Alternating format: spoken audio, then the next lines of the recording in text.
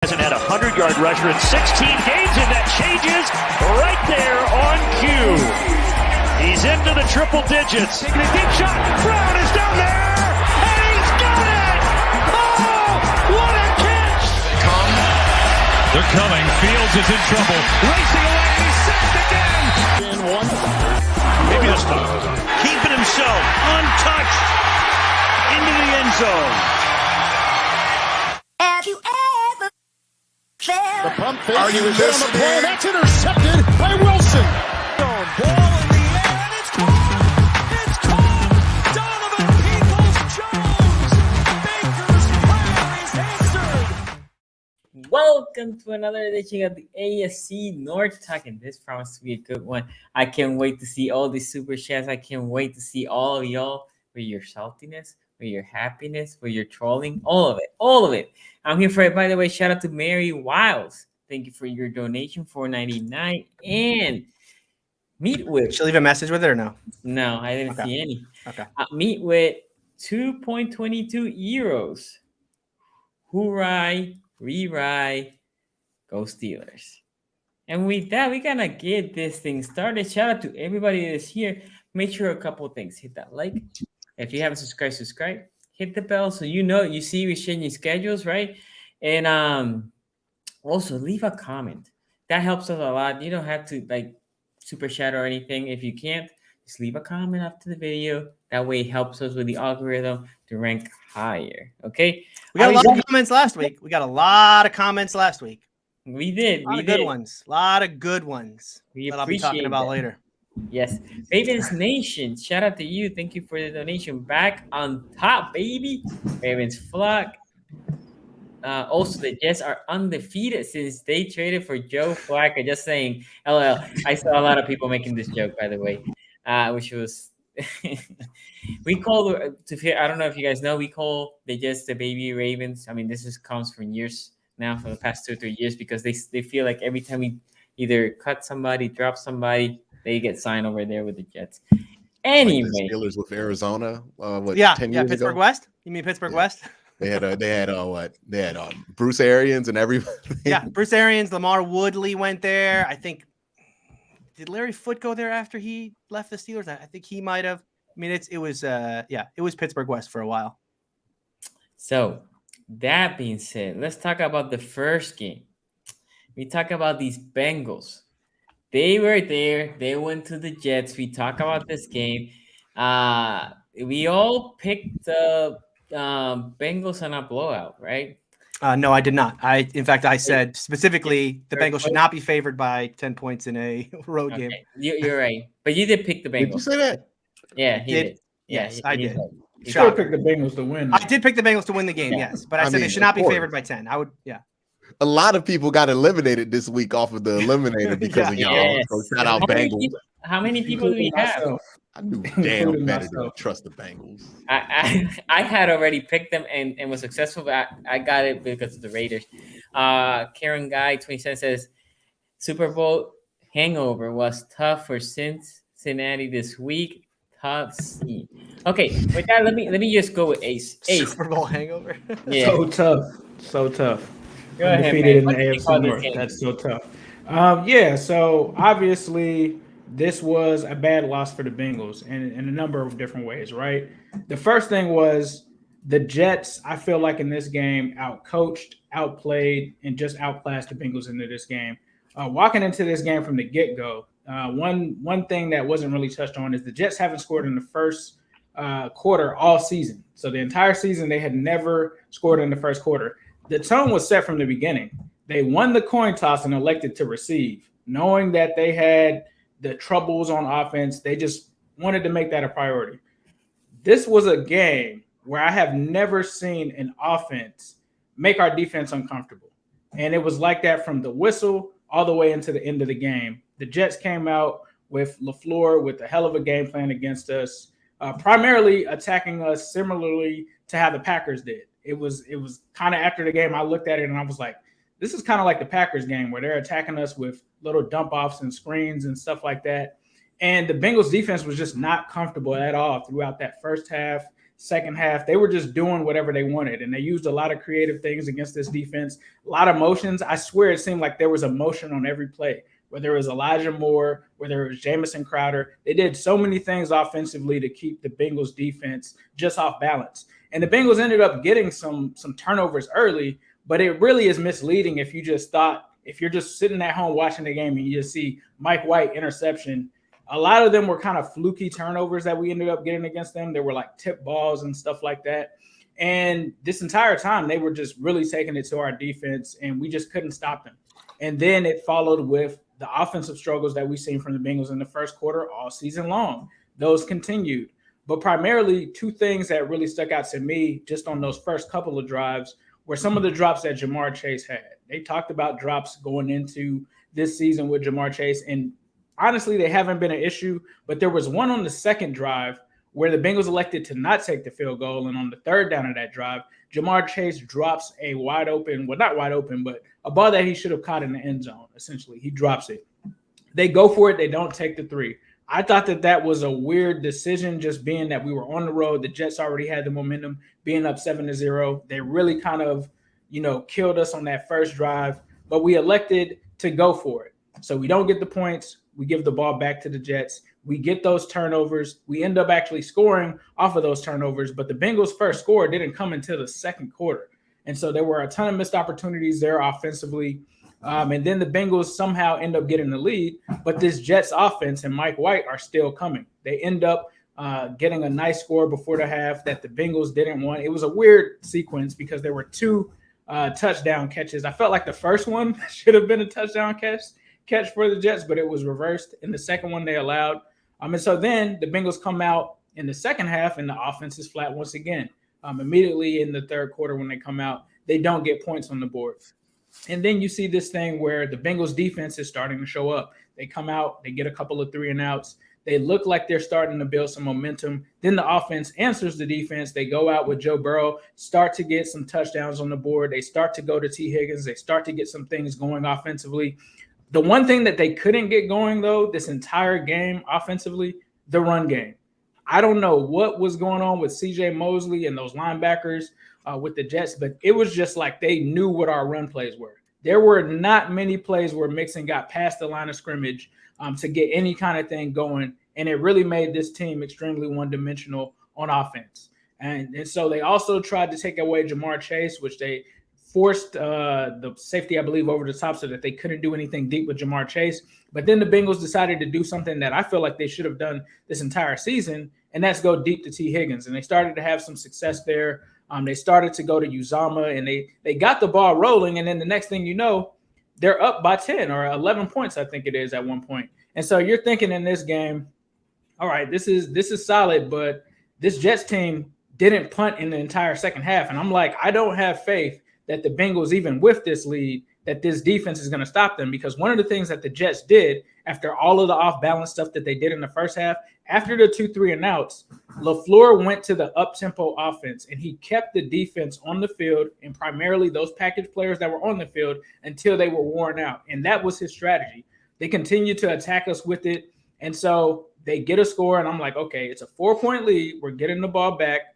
Maybe we can do something here. But the one thing that stuck in my mind was they're shutting this run down. So, like, if Zach's going to call a run here, we're probably going to see more of them stopping it. They still had 3 timeouts. There still was enough time there.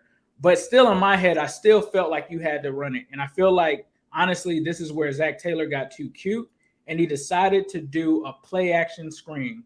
And what happens on that screen? Shaq Lawson comes through the line, tips the ball up in the screen. They intercept it in our own territory. We literally hand the ball essentially right back to a Jets offense that we could not stop. So they come back. We couldn't stop their running backs, Michael Carter and Ty Johnson. We just couldn't stop those guys. They were getting any kind of yardage that they really wanted on the ground. And then we get the ball back. We get the ball back, and then Zach Taylor makes another interesting decision. Even though we couldn't stop the Jets, he decides to not go for it on 4th and 19. We give up a sack at an inopportune time. We weren't able to generate many sacks because Elijah Vera Tucker is a pretty good tackle. He definitely did his thing. There was only The only time He I was remember playing us guard, getting right? He was pressure playing was left guard. 2 sacks in the second half with Trey Hendrickson. I think he was playing left guard, but we weren't getting to them most of the game, and so we ended up punting back to them, and I was kind of questioning that one because I was like, okay, we haven't stopped them, and then they get to the drive that everyone's talking about. I'm not going to blame this game or put any credence on that call. Yes, it was the wrong call, and I'm talking about the Mike Hilton one where it seemed like the Bengals defense finally get one stop. But honestly, I'm just going to be real. It shouldn't even have come down to that in this game. There were opportunities that they should have had. There was another one where they ended up not getting a touchdown because Tyler Boyd and CJ Uzoma ran the wrong route. That would have been another touchdown.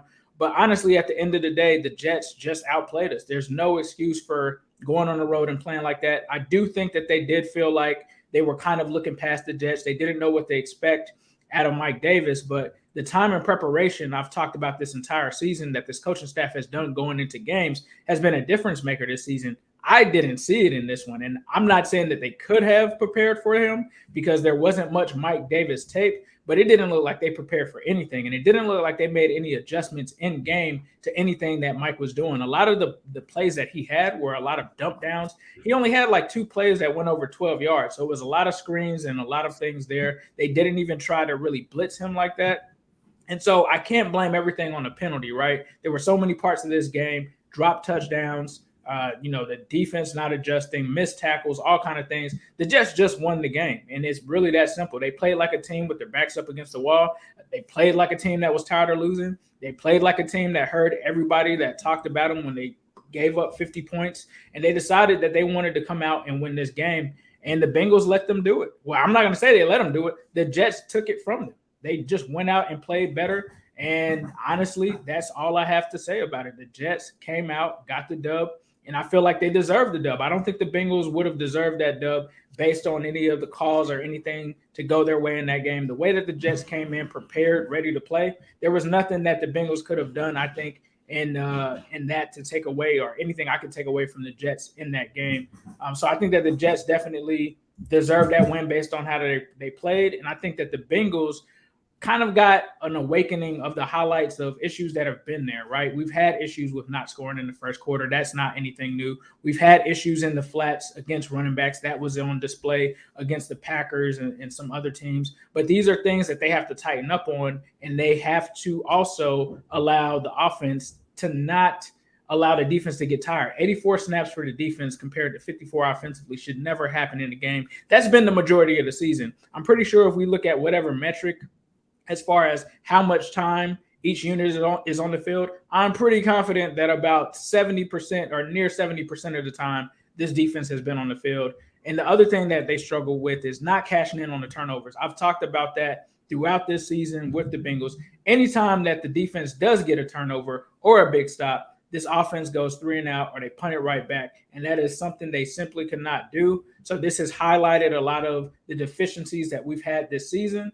And I think that it's a wake-up call to not take any team lightly, and that we have to really figure out how to make these adjustments, because you're coming against the Browns this week, and this is a team that can really do some things. I'm glad that you guys don't have Kareem Hunt right now, because that would be a nightmare. But these are things that they have to get together, with the offense getting more consistent, with the defense being able to play the flats better and the middle of the field better, and they have to be more consistent and come out and play the game that they have played or that they've played against the Ravens, which hasn't been the season. Most of it has looked like this. They've just happened to be 5-3. But I'm not down on this team. I think that they do need this wake-up call, and they need to bounce back and get this bad taste out of their mouth this week. Okay, so I have a slew of super chats here. Let me go through. Tony, hopefully you also kept with it. Yeezy for Yeah, Polish I can grab the super chats. says, everything about the Browns is caca, poo-poo, doo-doo. I'm starting to hate this team, and I'm thinking about becoming a Steeler. That's a Browns fan saying that? Easy for Wow. Polish. That's kind of pathetic. Wow. All right. Michael Stone, which loss was worse, Bengals or Browns? Tony, what do you think? Without explanation, what do you think, Bengals or Browns? I feel like you should answer that question, Sonny. What? You don't I mean, really I just think. I mean, we'll get into my thoughts. I think Bengals fans have been so delusional for the last week that, like, again, I think this hurts worse for them. Yeah, I mean, I think this was like a true wake up call. But I mean, we had guys in comments last week saying A should quit the show. A should quit the show because of what we were saying. I mean, these Bengals commenters, man. I don't know how they. I really don't know how you guys live in the world. There was one guy who said he quit the show because of things I said, because I'm so disrespectful. My hate for the Bengals is so much that he quit the show because of what I said. I mean, how does this guy hold a job? I mean, my guy, because you don't even play for the team. What I'm saying about your team on a freaking YouTube show means you're so triggered you can't listen to what I have to say. When again, I'm not coming on here trying to hate on your team. Okay, I'm trying to point out legitimate flaws with your team. Say, hey guys, I think you might be overrating a little bit, and you're gonna quit the show. Good, bye. See ya. Maybe you come back around when in 10 years when the Bengals are relevant again. I mean, my God. Okay, that was a good one word. So hold on, the Bengals aren't relevant. Listen, the Bengals are relevant. They're more relevant year. than the Steelers. They're still going to be a playoff team. And this is what I don't get about Bengals fans. All I said is you're not the best team in the AFC. You're not the best team in the AFC North. You're probably a playoff team, but let's not overrate this team. They have real legitimate problems. And these fans in chat and in the comments, I mean, again, straight fire. Absolute delusion from Bengals fans. And I'm glad. Listen, and Bengals fans, you don't have to say it. I accept your apology. QC, can you attempt to go with one word? I didn't know which loss was worse to you. Bengals or Browns? Which was the worst loss? I'm assuming you're gonna say your. Well, I mean, like when you look at, there's two ways to look at it, right? There's one way where you're like, how does this affect you when it comes to seeding and playoffs?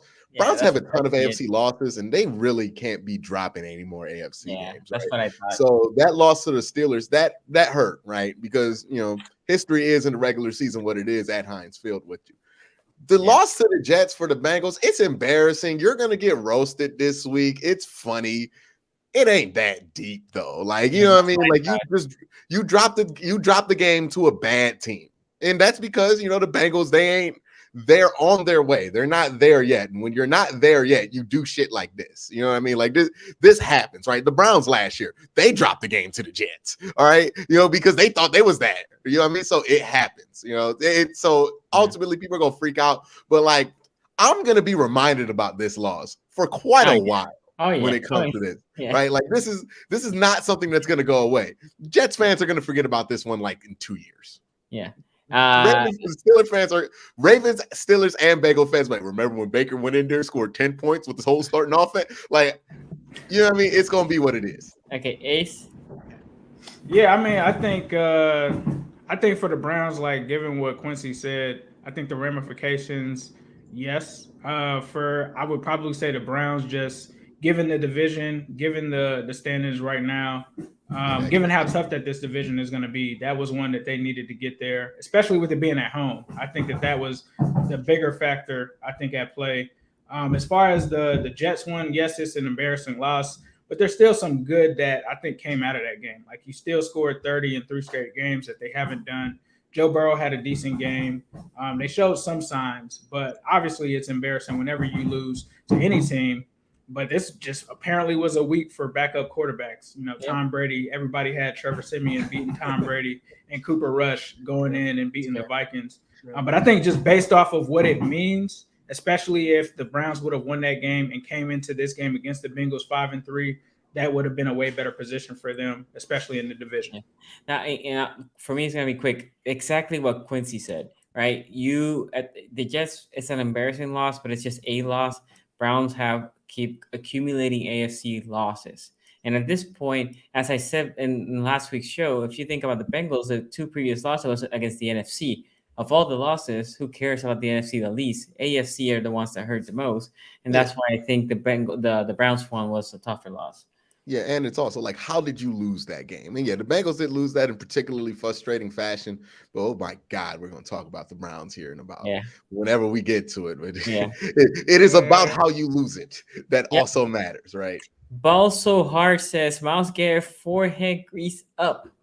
A bunch of smiley face. And then Professor Chaos. Dude, you want to roast on the Browns right now? Like, there are far easier targets right now. Odell got like 100 yards for the season. Yeah.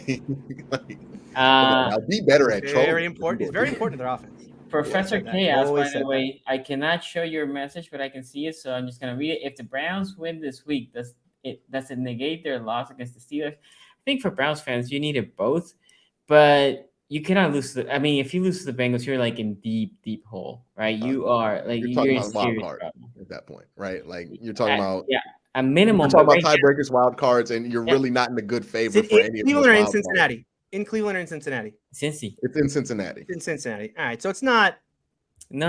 End of the world. They will have. Won't you have 5 AFC To be losses? honest, this to me, the Cincinnati game just becomes must win, and I think you got to get one. I mean, like you really had to get one of those Baltimore games, but you might want to, if you could sneak both of them, like you got to get one that you weren't supposed to because you were supposed to get this one. Essentially, if they lose to the Bengals, you are in a place that you cannot lose any more AFC games because tiebreakers, you're just gonna suck in the tiebreaker. Any tiebreaker, you're gonna lose it. Well, Okay. and I mean, I guess they're going to just fall behind in the records too, right? I mean, like just going to start. The overall record, right? Yeah, just overall record is going to get out of control. Tiebreakers right now. With the You got to have the same record to be to worry about tiebreaker. King of we got to Pugo. get to 10 wins. Like, I agree. Yeah. King of Pugo here again. I cannot show it, but Bengals fans climax early. Like, well, I don't want to say that. Like Mary. I feel like Mary. you guys are kind of Absolutely. climaxing early. Is the season over? No. The season Absolutely. over? No, Okay. wait. I'm just checking. I'm just reading. Absolutely. No, I'm responding to him. I'm not responding to you. Son. Ravens on top of the North, where we belong without breaking a sweat. Okay, and then we have from Shane Garrett. What did the Ravens do the last time we saw them? Well, that's true. Embarrassing loss. Congrats, Pitt. They didn't break a sweat in that game either. You're right with that too. Congrats, Pitt. Every team is full of warts. Warts. A race to 10 wins may capture the division. Baker played well. Wide receiver literally dropped the ball. 10 wins this division? I don't know. I still think I don't 11. know. At the bottom end, like the worst case scenario for this division is 10 wins, right? Yeah, I guess. Yeah. And then I got to this one. Now I can show this one. Quick thoughts on Derrick Henry. It sucks. It sucks for them. I mean, I don't have anything to say. That's gonna hurt the Titans, bro. Yes. Like, that is like Derrick Henry is literally the heartbeat of the Titans, and so I don't know what that's gonna do for their division. Carson Over Wentz there, some but points. That's a big one. Does anyone else play the Titans? Steelers are the only team, right? Yeah. Steelers the only team. I'm just going to say this. Steelers first place schedule. This year, I understand Derrick Henry is a one in a lifetime type of running back, but it's also been a common theme this year that those guys have gone down and the backups have been fired. Just saying. They have Adrian Peterson now. Yeah. AP back, 36 years old. Nova Who says running backs age out at 28? Exactly. Noah Stone here says, all you say Bengals D is legit. Jets got 34. LL fraud. It was very surprising. That was one game. Very And surprising. then another one from Novera here says Bengals won their Super Bowl. They thought season was over. Oh my God! Another one from Novera. Shout out to you. Thank you for the donation. Appreciate all waiting these on super these. chats, Yeah. You've been waiting to over the show. Listen, welcome to the channel. We appreciate it. Ace, why are you glad Kareem Hunt? This is a legit question. I mean, I'm not glad that a guy is hurt, but did you see what Michael Carter did with the 95 yards, 9 receptions for 95 yards? Kareem Hunt, kind of good at catching the ball out of the backfield. So, yeah, I don't want to play Kareem Hunt. It's been like a low-key, really good running back class. Michael Carter, Michael Carter, Khalil Herbert in Chicago has been good. Etienne has been hurt, right? Etienne got hurt, in the preseason. And then Harris hasn't, Najee doing work. We'll talk about that later. 3110. Shout out to you with a 20-pound from British. Ooh. Keep the great work up, guys. Hey, yeah. UK Ravens, look at that. UK Ravens. Shout out to you, man. Fan flying over for my first game this month when we battled the Browns at M&T Bank. Can't wait. Best place to celebrate after the game. Do you want to celebrate? Hey, this is gonna be a celebration. We're awfully confident. The last time, the only person who can be confident right now is Tony, and this is kind of iffy on that. But we have all three have had debilitating losses. The great thing about being a Steeler fan is, when you go in with no expectations and nice things happen, you just sit there and enjoy it. Who cares? I will say this, Monster. They've already given up. Go to Horseshoe next door. Go to Horseshoe. Put a bet to the game. If you're that confident, I don't know. Obviously, I don't know what the line's gonna be. Put a bet and then celebrate your winnings. Easy, free money. Professor Chaos here says, never forget Stump wasn't there. No stump, man. Biggest loss of the year. We're gonna talk about that, right? Everybody Stump watch Mitchell. Alex Van Pelt the call plays for Cleveland. Nah, man, get Stump the book. They should definitely fire Stefanski though. Definitely get him out of town. Run him out. Get him off. This mess here says, shout out to you, babe. Thank you for the donation, the $10 donation. Someone asked Chris Boswell, who's winning Sunday's game? Because he got knocked into next week. Can we not have him do that again? I don't think that was the play. I'm going to say that roll right was not the play that was called. I don't think Chris ran that one exactly as called. Even if it was a play, you would expect. Even if it was a play, right? Because when I was watching this and I saw him, I was like, oh man, my expectation is guy open right away. No, just throw it away. Just throw it away. Yeah, he thought he was big man in his prime. Yeah, he was a silly play. I was like, he was waiting for the crosser to flash. I know. Tomlin's explanation of the play too was like they didn't hike it quick enough, I guess, which is why the Browns clearly saw it coming. They had 4 guys in the end zone covering, so they knew it was coming. Tomlin's thing was saying they were able to get a picture of it because they didn't hike it fast enough. I don't understand the X's and O's of that, but it was just not. I mean, we'll talk about it. It was just not a good call in the moment, regardless of the execution. Electric Tyrone. Really lucky they won that game because that would have been because it really hamstrung the Steelers' offense for like the rest of the game because of the decisions they had to make. Because the one dude couldn't even kick it off. He's literally Preston Harvin has literally never kicked a field goal in his life. I saw him go straight forward with the kick, and I was like, "Oh, homie, don't know how to do that." They were considering. There was a talk today that they were considering Derek Watt, who was a high school kicker. That's how bad it goes. I mean, you gotta have somebody. Tomlin said at halftime, like, we just weren't going to kick in the second half. Period. We're just going for it on 4th down. Yeah. Well, no, they could have punt, right? Oh. Yeah, they weren't going to kick. They were going to kick a field goal. Yeah, they could punt. They did. Sonny put the Shane back on. We need all the luck we can get. I put it on the preview. No, you can't. No, man.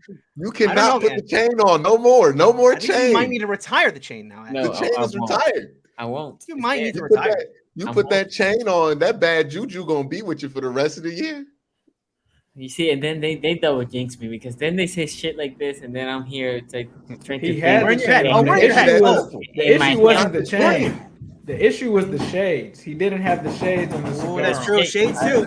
Yeah, but those are lost in Orlando. Just like the Ravens' good mojo this year. Hey.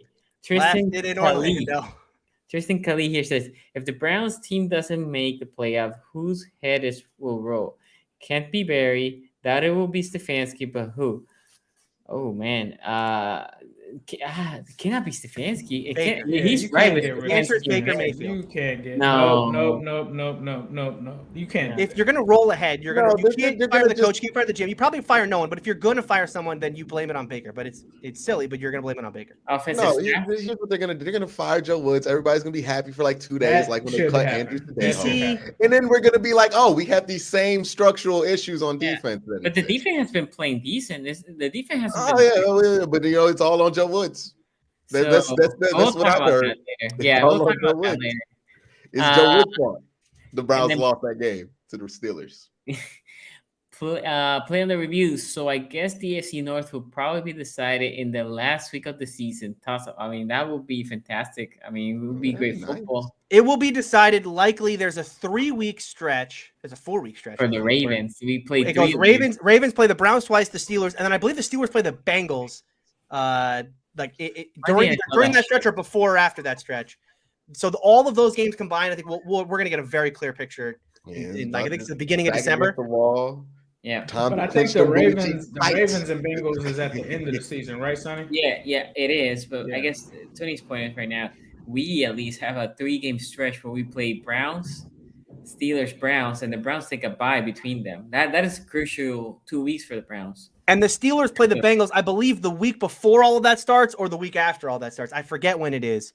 Yeah. So that's at least the week before. It's like 3 weeks from now. It's going to be interesting. November is going to be clench your butt cheeks tight month in the AFC North. It is going to be it's going to be a tight month.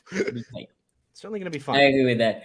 And then with that super chat after this one, Tony, you're gonna talk about our sponsors because we forgot that. Do you see anybody making a trade before the deadline? In the NFL is so hard, man. I was surprised with Von Miller. So the Steelers may trade Melvin Ingram. He not only did he have a groin injury, but he did not travel with the team to Cleveland. So whether that's a trade or that's a cut, it does not sound good for Melvin Ingram. Which Tony, explain this to me because somebody brought this up to me too. Why does Tomlin have this reputation as a player's coach? But Tomlin will easily just leave you on the side of the road. Like, that's not very player coachy. You know what I mean? I think it's so rare, though. I mean, again, like every player that comes through Pittsburgh is like, I love Tomlin. Then, yeah, you'll end up with like, the guys like, God, what was that wide receiver's name? He went to the Bears. He like hated his time. He hated his time in Pittsburgh. I'm gonna forget his name. Someone in chat may know it. He caught a huge play against the Browns for a touchdown, week 17 one year. That's literally everybody. But like, James Harrison forced his way out at the end. Oh, Sammy Coates? Were you talking about? Not Sammy Coates. Sammy Coates. Sammy Coates broke his finger and then he was never the same again. Not Marcus Wheaton. Marcus Wheaton just sucked. That was a situation where he's not a good player. I forget who. Anyway, look, you have these rare cases, right, where a player comes through and like, for whatever reason. And I don't think that, it's that Tomlin's not upfront with these guys. I mean, again, Tomlin, every player that comes through says like Tomlin is a great coach. Tomlin's a great coach. Then you end up with, you have the rare cases like this, like the ABs that come through. Like I hated everybody in the organization or whatever. Not Martavis either. God, I cannot believe we can't think of this guy. He's not a very well-known receiver. What era of Pittsburgh is this? This is like Landry Jones playing Week 17 era. That era. 2015. No, I don't know. 2015. It's kind of like he was kind of like Eli Rock. DeMarcus Ayers. Ayers. I hated his time in Pittsburgh. DeMarcus Ayers forced his way out of Pittsburgh. Said, "I won't resign." Ola did this too. Forced his way out.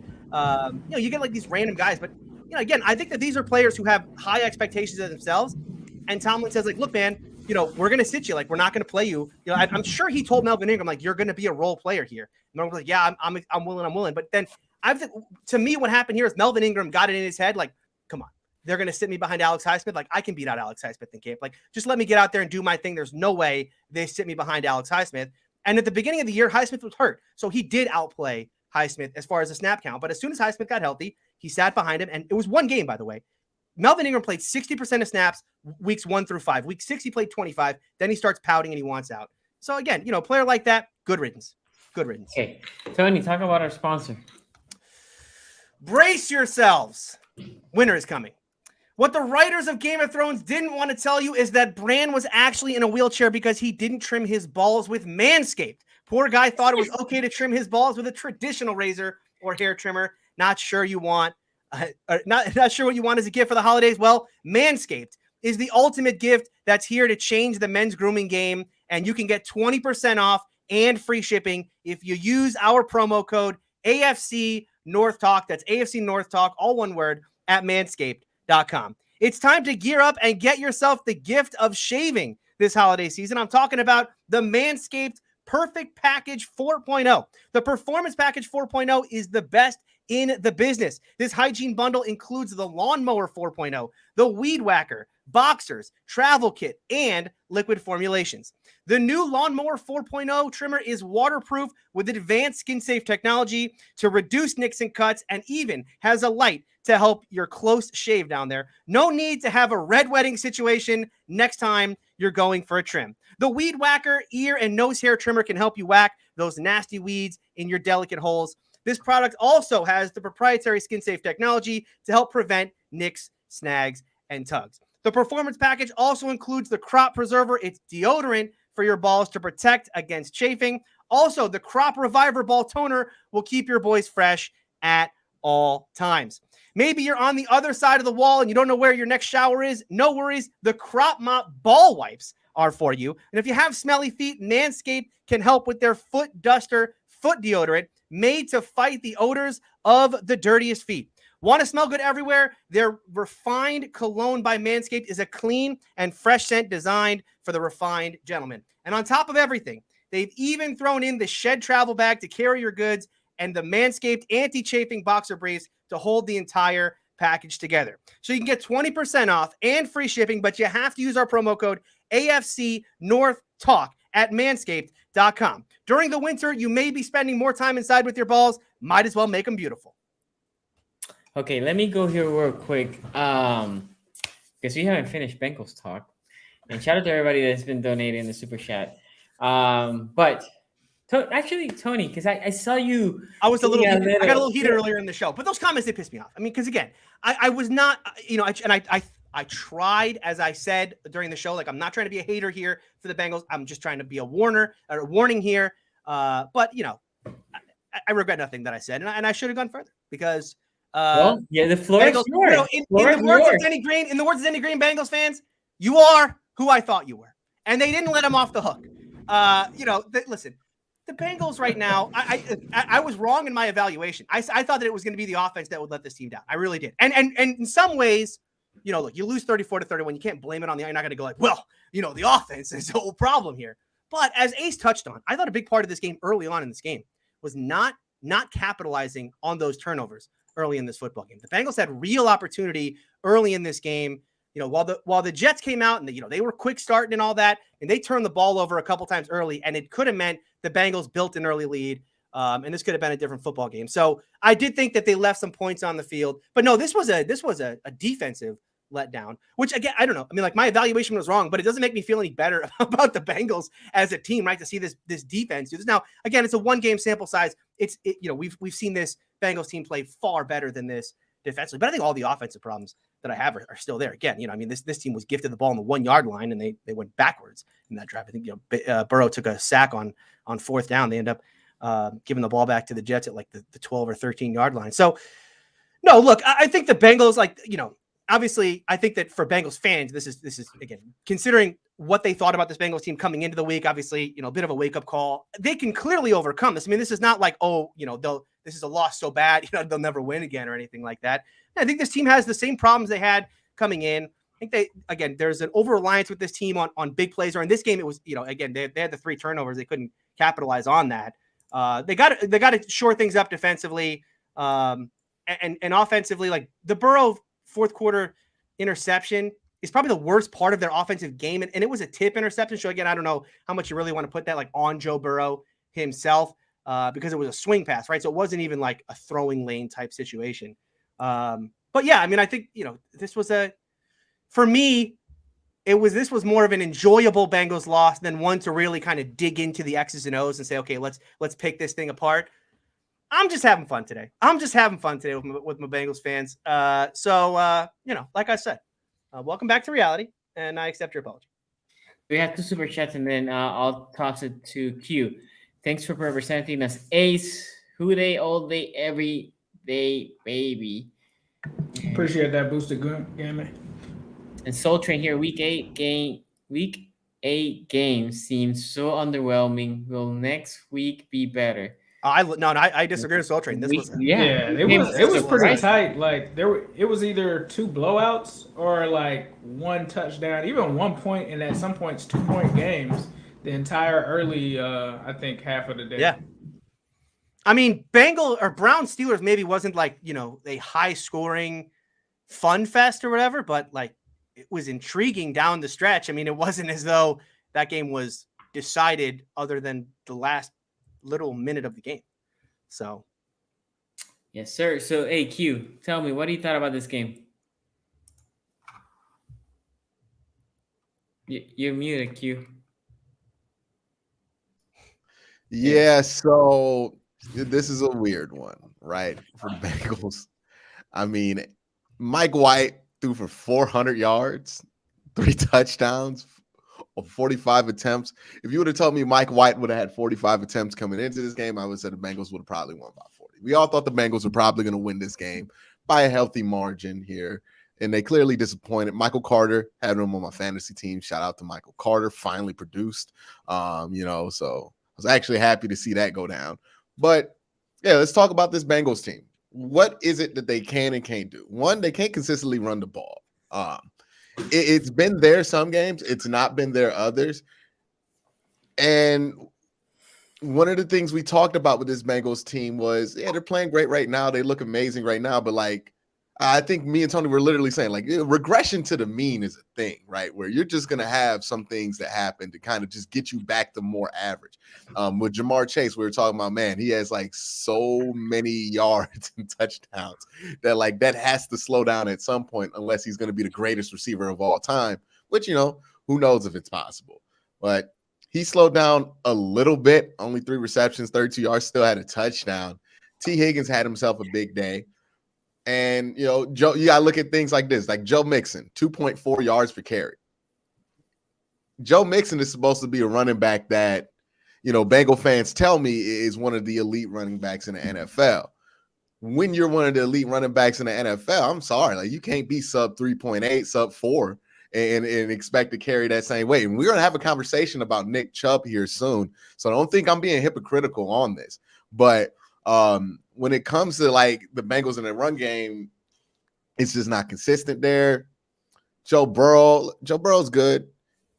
He has this bad luck of interceptions now. Like, I think it's time to acknowledge this has actually become a thing. The Joe Burrow interception every week. It's been like since what he threw 3 in Chicago, and then that's another fourth quarter interception. This is a day of reckoning on memes because the Browns, they got wrecked on that whole the Steelers drops, LOL. But we'll get to that when we get to it. But Were drops a big part of a game this week? What do you say? Were drops a big part of a game this week? Oh, yeah. There's a lot that was a big part of that game. There was a lot. We're going to talk about it. But, yeah, it just, if you're the Bengals, it's a rough loss. It is a loss that you're going to regret having. It is a loss that you're going to look at the entire year and think of how did it happen. I know because the Browns had that same loss against the Jets. Now, granted, we didn't have any wide receivers available for that game because of COVID protocol. But still, nonetheless, lost the game to the Jets. We still probably should have won. So it happens, right? And that was when the Jets were like 0-12. Like that was, and the Jets just recently won their first game. So it happens. You lose a bad game. I'm kind of worried about playing the Lions for that exact same reason. But yeah, it's a bad loss.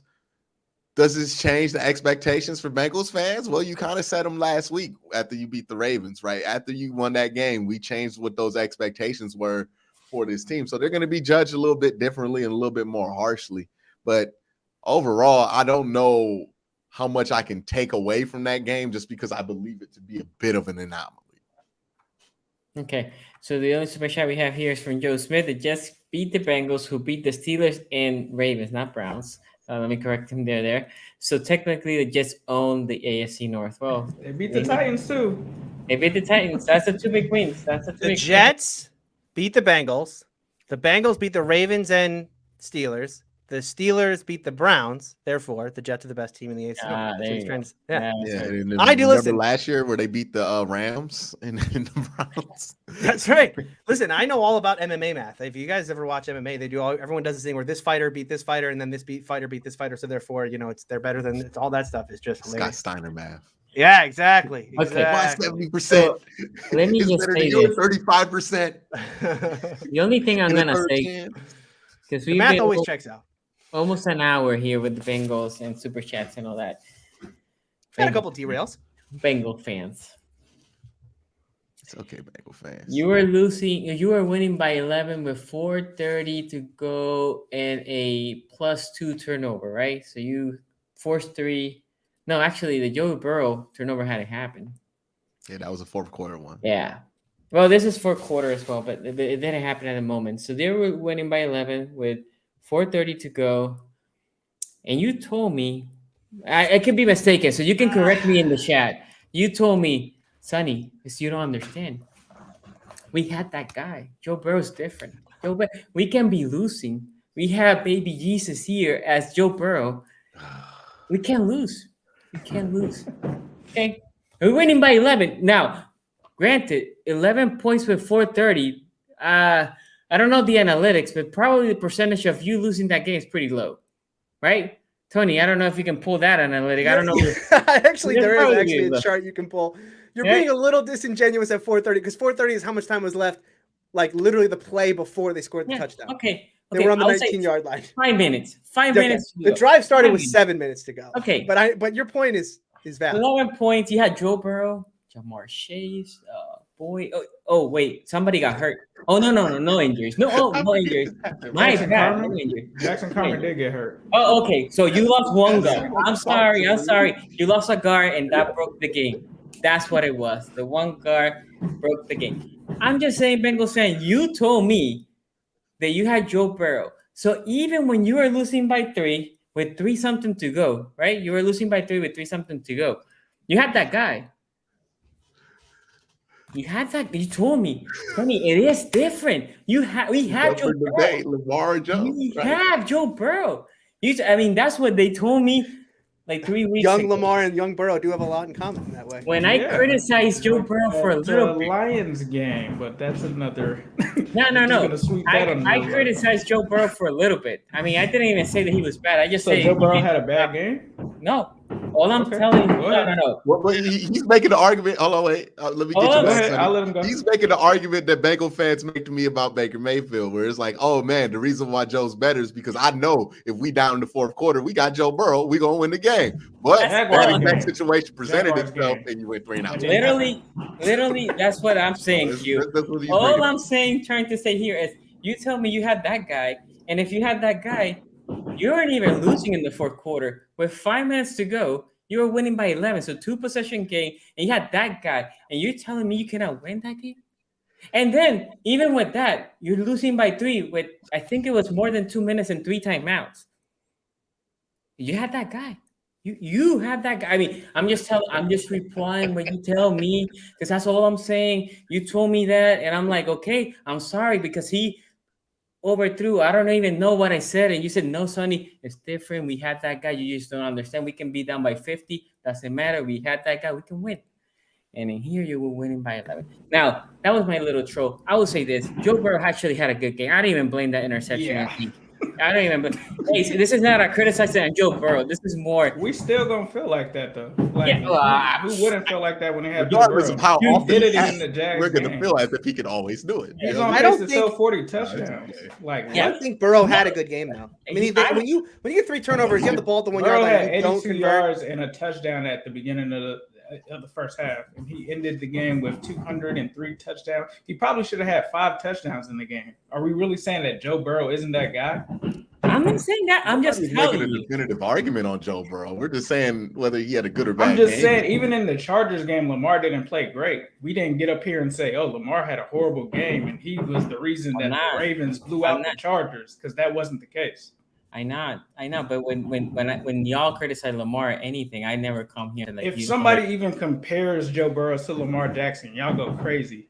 They can say that Joe Burrow is a better passer, which I could say. You can say Justin Herbert is a better deep ball passer. I'm not going to get my panties in a bunch when someone says that. But if someone just says that Joe Burrow is a better passer than Lamar Jackson, you guys lose your minds like it's not a fact. I'm just telling you, Ace. I'm just going with the factual thing that people told me. Joe Burrow is that guy? Well, they told me when I just made a small criticism, right? Essentially, they told me you can't criticize my guy because my guy is untouchable, because we had that guy. We have a chance all the time. And all I'm saying is, people feel the same about Lamar Jackson. What would be wrong with saying that? If you have a good quarterback, aren't you supposed to feel like that? Oh yeah. I've never seen somebody be like, I've never been on the show and been like, LJ is not going to do something because Ace, you're making the point that you're saying that we get hurt. All I'm telling you here, all I'm saying is, if you criticize Lamar, y'all here have this was the Chicago game, I would get it, bro, but it wasn't. Like the Chicago game would make sense. You're not understanding the bigger point, and I guess you're not letting me finish either. Because I was literally saying that he had a good game. I was just making a point, emphasis here that people tell me that because I have this guy, Bengals fans, for everything that you have said, if you say you are winning by 11 with 5 minutes to go, are you expecting to lose? That's all I'm gonna say. You're probably not. That's all I'm saying. Joe Burrow, for me, I know I think Tony doesn't agree with my statement, but I thought Joe Burrow had a good game. I thought this is all on the defense. I thought the defense other than that, I would have never expected the defense to allow 30-plus point Hill. And the defense, now the one thing that I would say the offense, and you alluded to this, Ace, when you produce 3 turnovers and you cannot capitalize it, That is hard on the defense as well. But overall, I was shocked that the defense allowed 30 points. I was not expecting that, and I mean, I was surprised. But yeah, on offense, I mean, the Bengals, the Jets did. They said, okay, we're gonna stop the run and we're gonna limit Jamar Chase, right? And Jamar Chase still had his. I'm not saying he didn't go off like he has been going, but he has his touchdown and all that. So saying that. Bengals fans, this is just one loss. This is what, like, if I was a Bengals fan, I'll be like, it's a one-loss game. If you beat the Browns this week, you're back. You're 3-0 in the AFC North, which is the most important thing, and you have a good record, and you can keep moving on. It stings, yeah. I mean, you never want to lose. You never want to lose to a team that has a bad record. They just got blown out the week before. But does it happen? I mean, shit happens in the NFL, so. Anyway, that was my trophy. Debating whether I should derail with this comment, and let's do it. Whatever we're only an hour in. I mean, it's your day. This is your we day. Can only do. We'll do another two. Again, and this is where the contrarian in me comes in, where we do the whole like, no, Burrow was good in this game. Like, yeah, sure, they lost the game, but Burrow was good, and we're gonna. Again, you have to do this like blinders thing where you're like, well, sure. They had the ball down by 3 late in the football game, and they couldn't move the ball, and he took a bad sack on 3rd down, which was so bad that they actually had to punt on 4th down because not only could he not get any yards on 3rd down, but he got sacked, so they could not go for it on 4th down, right? And then they also got 3 turnovers, but they only converted, that into 10 points. Threw a late interception. Again, I'm not saying Joe Burrow had a bad game, but the way that we talk about Joe Burrow, and we talk about him as if he is like, he is in the running for the best quarterback in the AFC North, one of the best young quarterbacks in the game. Like, again, if this were just an average quarterback, and he is a young quarterback, and that's why I don't want to get on him for this game. But the way we talk about him, we talk about him as if like he's this guy who's already ascended to the level. And that's where, again, if you really do consider him to be on that level, then hold him to that standard where if you get the ball late in a football game, you can't take a late sack on 3rd down. You got to get yards there because you got to give yourself a chance on 4th down, right? These are the little things that happen when a quarterback actually ascends to that level that, again, it's the whole like grade Lamar on a different scale, right? Lamar Jackson obviously does great things, but when Lamar Jackson throws a pick 6 in a playoff game to Teron Johnson, to lose a football game, that's very different than if Mike White had done it this Sunday, right? We grade these two different things completely differently. And so that's where I think with Burrow, we talk about him having a good game here. Again, if he had a good game, then what does that say about who Joe Burrow is? What are the expectation levels has Joe Burrow ascended to the point where if I get the ball and I'm down by 3 and it's late in a football game, I expect to score? And he has done it. To be fair to him, he's done it. That's all the point I was making is it's not like I could see if there was a scenario where he just hasn't done it at all this season. I was just saying that there was a scenario where he's already done that. Yeah. But Ace, to be fair, last question with this, we have a bunch of super chat. You're winning by 11 with 5 minutes to go. I personally turned that game off at that moment. I think a little before that because I'm like, this is wrap. Why do I need to watch this game? You probably said the same thing, right? Well, my questioning on the call was why would you call that in that situation? Like everybody, I feel like would run the ball in that situation. It was 1st down and you're taking a screen and something like that. I don't think the play call was the best, but no, Joe Burrow should have turned the ball over in that situation whatsoever. But also, I don't feel like it should have been a situation where they don't at least run the ball on 1st down. Okay, so let me go through a bunch of super chats that we have here. Michael Stone says, how many receivers did the Bengals have in their loss to the Jets? Asking for a Browns fan. Okay, I think they had them all. Abdul here says that Bengals win against us, the Ravens, is linked to when linking it? How do you say this? He's saying this is like when the Browns blew out the Ravens in 2019. Oh, my bad. Sorry. Went on to get completely destroyed by the 49ers on Monday Night Football the next week. Gotcha. Okay. I mean that's fair. Whose bad performer on Sunday surprised you the most? Awuzie, Wilson, etc. Man, I was taken back by the secondary. Oh, Ace is not here for a moment, but Q, you can maybe answer this question. I have been praising the Bengals defense, right? I think most of us, but there is one guy, and I said this, and also people got in their feeling. Mr. Jesse Bates, again, in my opinion, had a not so great game. He did have the near pick six at the He had the near pick six. Well, come on. Well, He puts him at the it 1 wasn't yard near line. pick 6, but they did not get points. No, off but of my that drive. point. Not his fault. Not his fault. Yeah, no. Yeah, that's not his fault. Oriented thinking. Not his fault. That's more or less like if you look into this game and you're a Bengal fan and you're like, oh, I hate QBR. QBR is such a biased stat. But it's like, there's a reason why Joe Burrow's QBR for that game was like 36.8, because there were some key situations that he just did not do what you expected out of him or execute like you wanted him to. Not saying he's a bad quarterback or that you're going to put him in the trash or anything. Like, for the love of God, I'm about to defend Baker Mayfield in like 10 minutes. But, you know, it is one of those situations where you kind of got to look at some of those key plays and go, you know, yeah, he put up a good stat line, but that don't mean he played as well as that stat line indicated, because you know that he could nothing better. Okay. One thing. So my point with Jesse Bates is similar to the point that we were making with we talk about Jesse Bates as like the best safety or one of the best safeties in the league. I know he had the pick this week, but overall, I didn't thought that his play was good.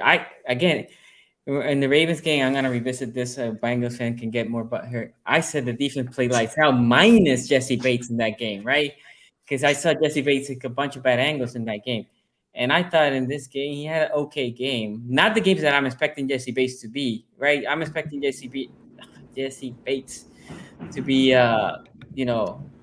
the best safety or competing the best safety. Can we talk about Von Bell, though? Because he's played pretty good. Von Bell played great. And he was the guy that was the reason why you guys didn't give us the top safety spot, if I'm not mistaken. So one is going up and the other one is going down.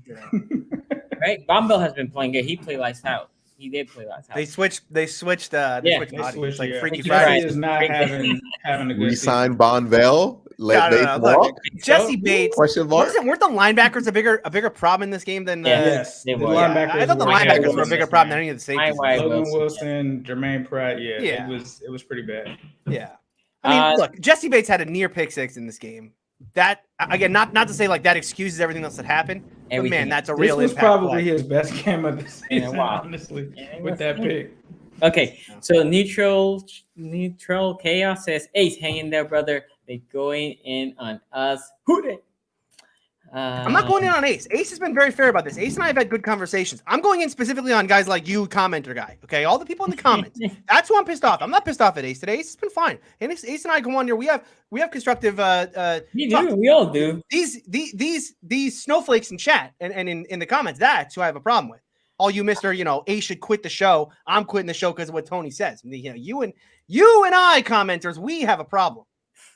Pirate King. I would just like to point out at this point in time, I have not gone deep with my slander at all. And don't say that because the Browns lost in an embarrassing fashion. I'm taking your place, Quincy. I would just like to point out because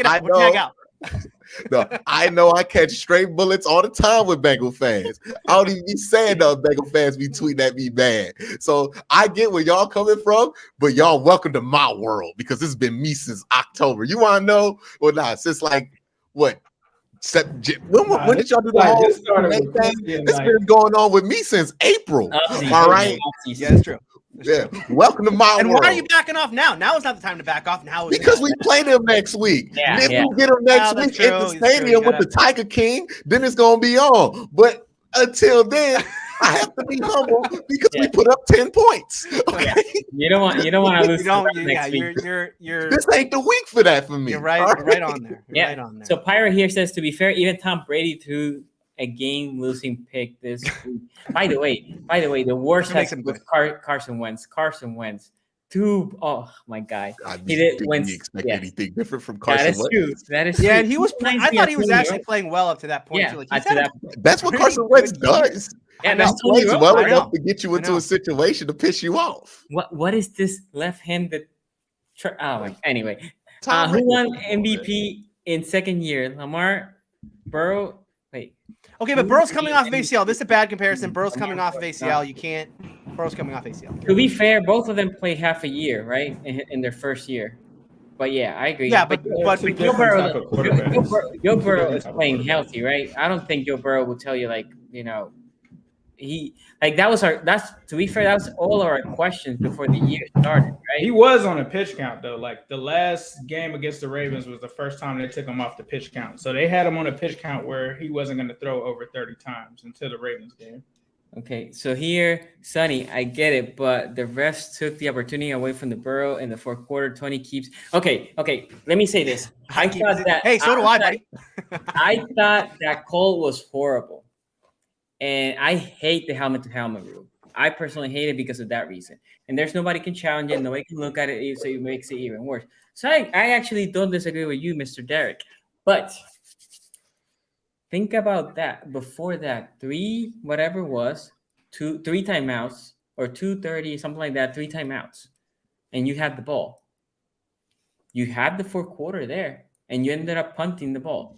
That was my point. Yes, they took the ball. The flag was horrible, but as Ace said, you at that point you make yourself put in that situation. And by the way, I was trolling because of your comments, Bengals fan. I actually don't think he had a bad game. I understand what Tony's point is, but I don't think he had a bad game.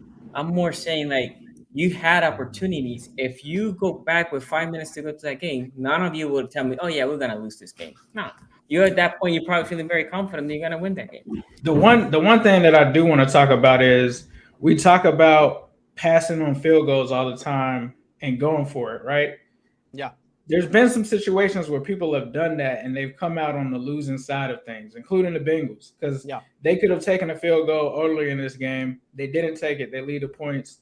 And I think that a lot of people are starting to trust the analytics, and I'm not so sure it's the right thing to do all the time, especially in road games and situations like that. You might have to just take those points sometimes.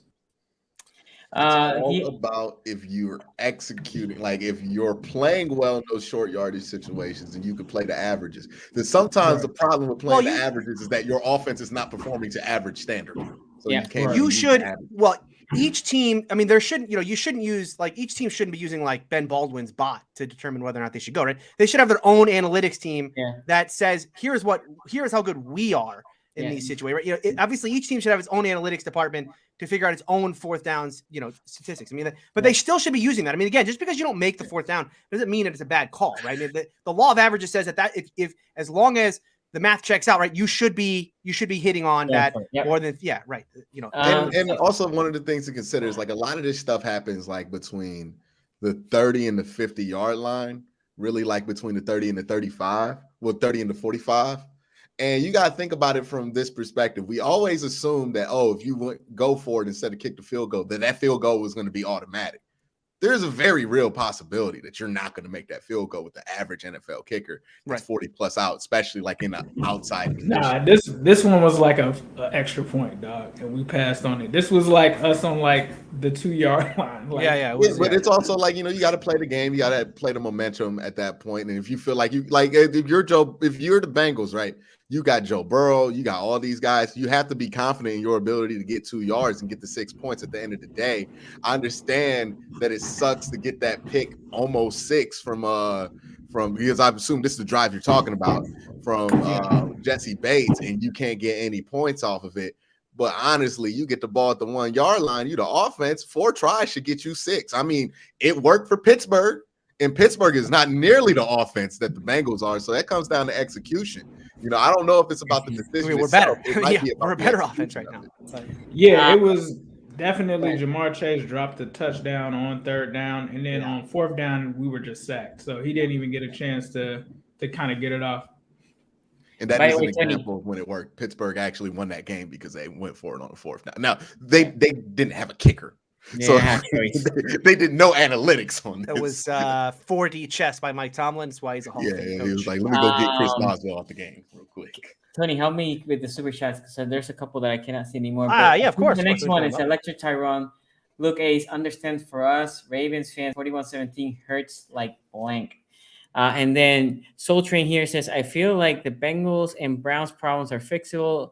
It's just a matter of will they this year? I guess will they get fixed this year? The Bengals fans the Bengals problems are very easily fixable because they have it's not like they don't have a missing piece. I mean, they have all the pieces there. It's just is that young team going to come together and coalesce as an offense quickly enough and efficiently enough later on in the year. Browns' problems. We'll get there. So AJNM, shout out to you. Thank you for the donation for that $1. And then Jerry here says Sonny and Tony talking trash about Bengals. Yeah, both their teams got destroyed by the Bengals. Ace, get these crybabies some pacifiers. All I'm gonna tell you, Jerry, is you can beat don't us. lose next week, Jerry. Yeah, Don't do you that. can Don't beat us, do this. and you know what? Even if you beat us again, if you ain't gonna win that division, I would say this. I completely agree with Joe Burrow said this after the Ravens game. If we go 0-7 after this, what matters if you beat the Ravens? That's all I'm gonna say. Tony, you want to say anything about the comment since it was addressed to me and you? Me and Bengals fans, I think we've had enough today. Okay. We're already an hour in. John here says Joe Burrow is that dude. Craig Rostat decided we did not get to see him be that dude one last time after trade. Rookie that came in for Jackson Carmen. Yeah. Tar Trip says Ace, when you said there were maybe two teams that could beat the Bengals, were the Jets one on that list? When did you I and say there were Dan, two teams? who they already fit in the team for? I think. Well, to be fair, Ace, I think the comment came when Tony said you guys were said there were the two best team in the teams AFC. maybe. Yeah, and you say I think there's two teams that might beat they I think you may not. I think the Chiefs and I think you said there are two teams you don't think you can beat in the AFC. Yeah. Or something. Okay. Gotcha. But I think he took it wrong. Okay. It's very bad faith interpretation of what he said, because he's just trying to talk about it. AJM says here, thank you, Jesus, for answering my prayers on the Steelers Sunday. It's crazy that beating the Browns is something y'all got to pray on now. It used to not be like that. Abdul here says we're only 8 games into the season. I just hate how they hype up teams so quickly that haven't done anything consistently. Bengals gotta see us again. By the way, guys, this is not only the Bengals. Every week, team that wins big. This is not only Bengals. That team's going to the Super Bowl. This is the media doing this shit. And any team, for example, if the Bengals had this tough loss, instead of saying, okay, it's just one loss, let's move on, people are like, oh, they're done. They're done. Oh, my God. That's every fan this year. I know, that's what I'm saying. I said this is not only Bengals fans, everybody. Anyway, Gavin here with the $279 Canadian dollars here. Miles Garrett for Melvin Ingram seems fair to me. I'm assuming he's a Steelers fan. They must not have football in Canada. I wouldn't take it. And then the last one. If Miles Garrett were as serious about his Halloween costumes as he was about his play on Sunday, the Browns would have won that football game. Okay, with this one, Garrett didn't play bad, but you just could. You know what? He didn't play bad. You get the floor. I'm not even. Who had more sacks, DJ Watt or Miles Garrett? I'm gonna just let you get your dunks in. Get your dunks in, baby. So get them all in. Just get them all in. Man. Josh C. here says, "I'm a Browns fan, and I'm sorry, but our fan base is mostly a bunch of whiny people. Whining. We are playing meaningful games in November/December. Do people forget years when our season was over by September? All right. Can I say something real quick? Go. Here's the thing with that. We need to stop doing that.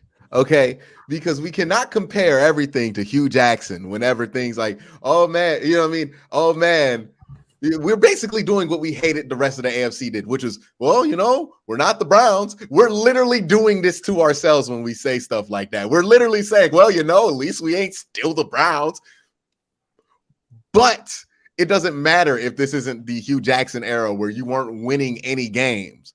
Right now, the bar is set very high for this team. The expectations are high for this team, and the level of play ain't lived up to it, and that does deserve to be talked about. Now, do people got to get as hysterical as they get with some of this stuff on Twitter? No, but guess what, man? That's Twitter. It's a lot of performing going on there. It's going to be hysterical. People going to get wild on the internet and say the wildest possible stuff. But it's just you can't, every time somebody criticizes the team, you can't just brush it off and be like, well, I'm just glad we 500.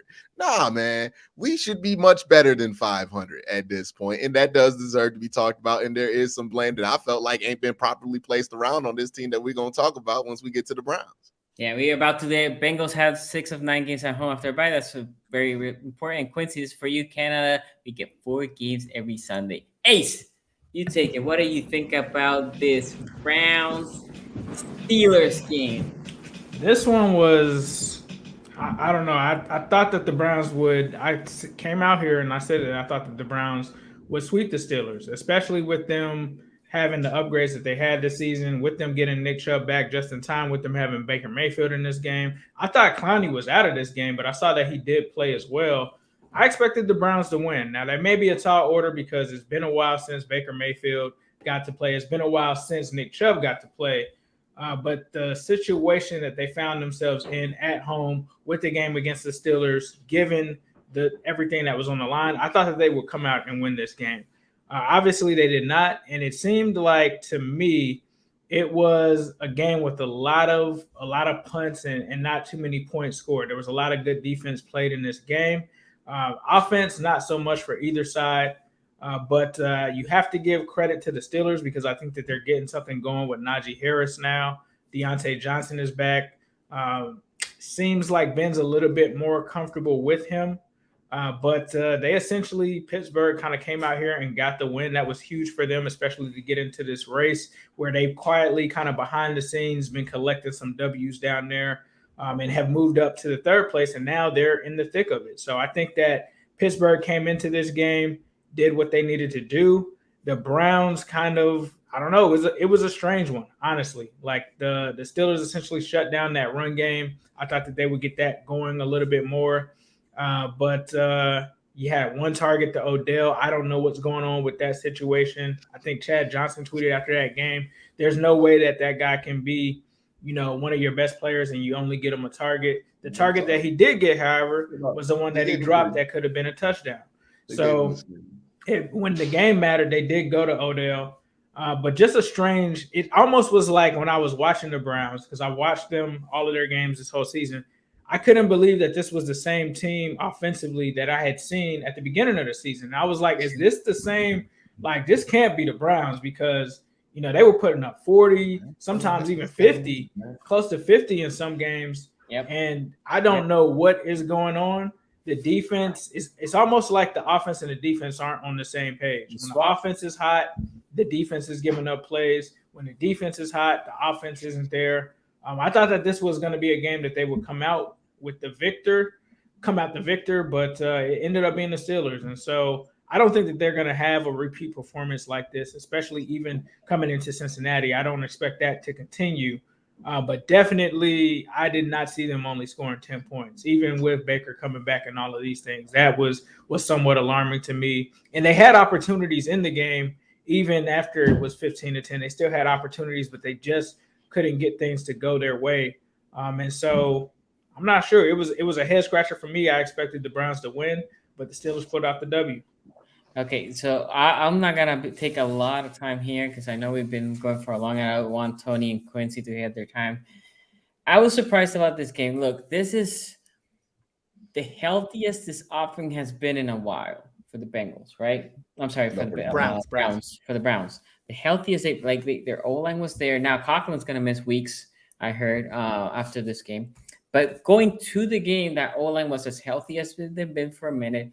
Baker, he's as healthy as he's gonna be. I mean, he's not gonna get healthy. Yeah, injury-wise, it didn't look like the injury was affected. Yeah, no, I agree. But my point is that this team came to this game as healthy as they're gonna be probably for a while. Okay, so it does surprise me that they put 10 points. Let me start with the defense. The defense played good. The Browns' defense. The Pittsburgh Steelers are not a power offense. I think we all can agree with that. But the defense, they put into 15 points. They had the advantage that they knew the Steelers were going for it on fourth basically every time. And let me say this, and I told this to Tony when they drafted this guy. I said, Farmouth, I love the kid. I think Tony wasn't sold by him when they drafted him. I said, I love that kid. I think he's going to be fantastic. And the play where he grabs the touchdown, the defender, I don't know who was defending him, made a great – he defended him as good as you can defend him. Farmouth just made a better play. Right? It wasn't that, the defense took up. No, he did everything you want the defense to do, minus picking the ball up. But Farmouth just took that ball and then just tippy-toe. And a fourth down, so there was no room for error. He drops it, game is done. Right? So, and look, I thought Baker was fine. Baker, and then he showed me there's two things. One odd play in this game was in that read option where the Ernest score. I was shocked that the Steelers didn't just win. As soon as they saw the read option, they just didn't just rush to both of those guys. And it looked like the linebackers froze for a moment, right? And I'm like, are you? He did a nice cut though, to give him credit. It was No, like no, no. it was a counter cut. Yeah, it was a Yes. he did something. It wasn't like Touchdown you're talking about? I know the touchdown. The Ernest one Johnson touchdown in the Yeah. game. The Browns scored. Yeah. It was a good run, but the Steelers should attack it because what is going to happen? Is Baker They were really playing gonna- pass. The Steelers were playing pass. Tomlin said so after the game. I know. My point is when they were doing the read option, you can see the linebackers. I don't remember the guys. They're like staring at this, right? And the end, and once DeAndre got it, he made a great run. I'm just saying, if it was me and the Ravens, I'd be like, you attack those because I'm not expecting Baker to run. Now, to be fair, in the fourth quarter, Baker comes here and with an injured shoulder and gets the first down. And then he comes and pops. And to be honest, Tony, you might laugh. If that was my quarterback, like, F yeah, because he knows the importance of just dropping that game in the division. And I'm sorry, this is a game that the receivers let him down. Jarvis Landry, who's this dude? That fumble was bad, but more than the fumble, the drops. Like the fumble is bad, but sometimes let's say the defense made a better play, right?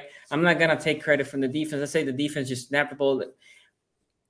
But in that last drive, there were so many opportunities that Baker made the right throw.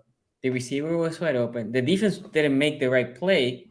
They was just blatant drops. That Landry drop too, and the one that Ace was mentioning with Baker.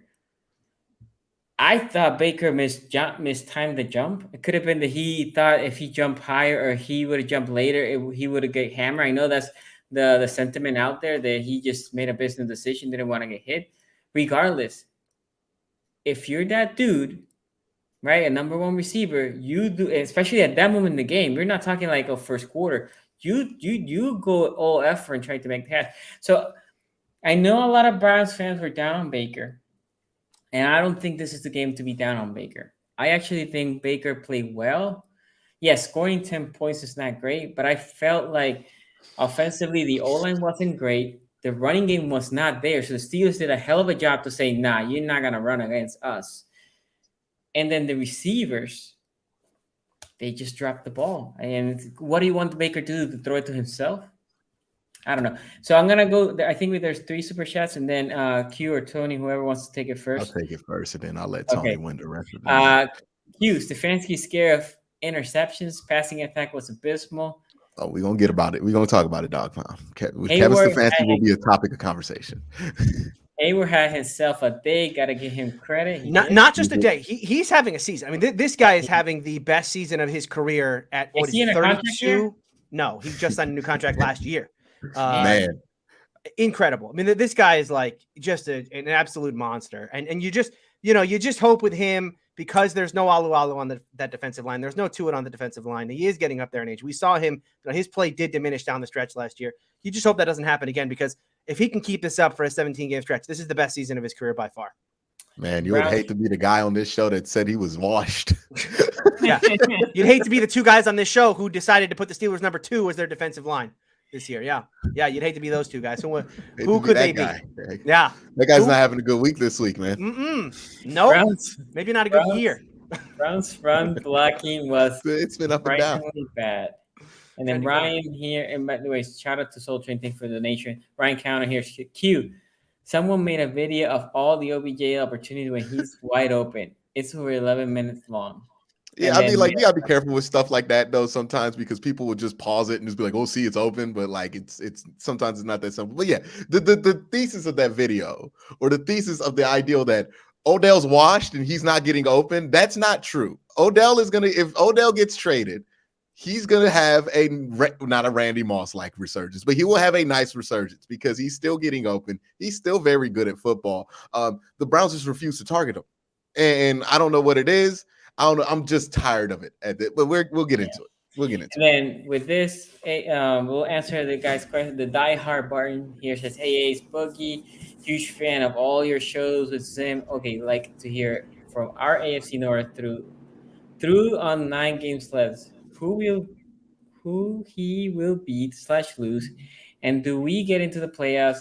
What do you think of AFC North talk?" So instead of breaking each game, I think we can all answer the question if we think the Bengals are gonna make the playoffs. And I'll start with Ace.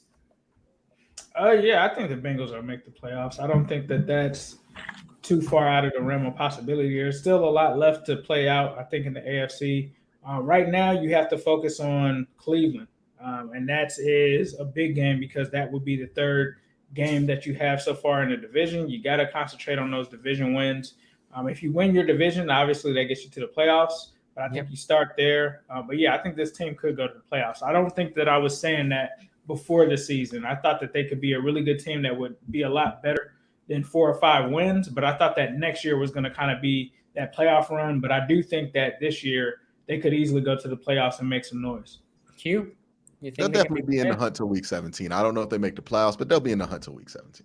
Tony? Yeah, the AFC's not. I mean, again, we had this kind of weird middle now where like everybody's coming back down to earth, and you got teams like the Steelers and Patriots that are coming back on. The Chiefs are a huge wild card, but like Q said, I think the Bengals are in the mix there at the end. Like if they miss the playoffs, it'll be by 1 game probably. Yeah, I actually think they will make the playoffs. I think they probably win 10. And one of the reasons is they're winning the ones that count. And I know maybe I'm beating this too much, but those AFC records, not necessarily for the division, but even for a playoff, that's the next tiebreaker. What is your AFC record? And the 2 of their 3 losses is against the NFC. So, I mean, in theory, of all losses, that's the ones you want to take. So, anyway, before I'm going to stop with the Super Chat, but I'm going to go here with Q. Q, tell us all about this game, man. Okay, man. All right. So, look, I'm going to talk about the offense primarily. I know there's people that just, for whatever reason, they have the biggest hard on for getting Joe Woods fired. Like, and look, Joe Woods, I'm not saying his job security is safe at the end of the year. He's probably going to be gone or whatever. This ain't about Joe Woods. The defense really only gave up 15 points. I know they gave up a 3rd and 20 at like 1 point or whatever it is, and they let Big Ben score the ball. How all that, they got the Browns defense, they forced them to a couple of field goals. And then even in the one play that they did score, the Pat Fryer move, good God, the Browns made them work for that one. Yeah. Like, that was a tough touchdown. Like they got all the way to 4th down on the 2-yard line, and they had to throw this ball. And then Ronnie Harrison makes the play. Pratt Fire move just makes a better play. So I ain't tripping on the defense. This ain't the week. Like 2 weeks ago, yeah, talk about the defense. 3 weeks ago, talk about the defense. But the last 2 weeks, I'm not tripping about the defense. I don't care about the defense right now. We need to talk about the real part of this team that has been letting it down since Kansas City. And honestly, I would include Kansas City in that because with what we know about Kansas City now, their defense is just terrible. So that's probably why the Browns look good in week 1. So this offense, it's been awful for what people have expected this offense to be coming into it. They built the defense. They built the entire team around this ideal that you're going to have a top offense. That's what we were talking about, right? All offseason. Offense. All right, cool. You have Odell Beckham. You have Jarvis Landry. You have 4 of your 5 starting offensive linemen for the entire game. You had 5 of them for the first half. You had Nick Chubb. Dearness Johnson just got 136 yards last week, so we know he's not terrible. And you got your starting quarterback, Baker Mayfield, and you put up 10 points. You are the reason you lost this game. The Browns offense is the reason they lost this game. Now, the Steelers defense are good. They're a good unit. They're not like as lights out as they've been in years past, but they played well. I'm not trying to take anything away from the Pittsburgh Steelers. But when you go out there and you have 8 drops, and I'm not even counting the drop, like the Odell pass, the one that was to him, that's a bad decision by Baker Mayfield. And then, yeah, Odell didn't lay out for that ball. That ball should have never been thrown there. And honestly, why are we doing this to him at this point, right? We don't target him the whole goddamn game. And then we're like, okay, Odell, make the greatest catch of your life after not being targeted the entire game. Come off cold.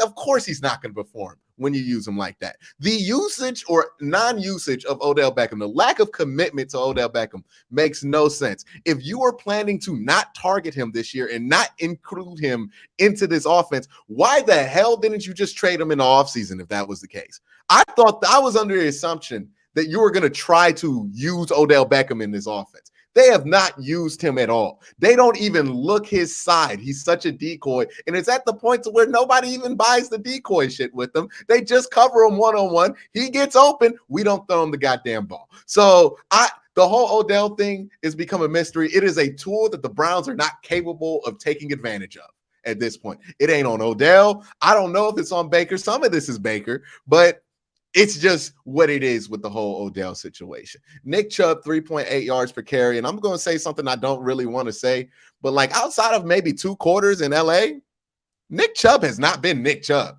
He really hasn't. He has not. That has not been the case. He has been good. He has been better than average. He's been Joe Mixon level.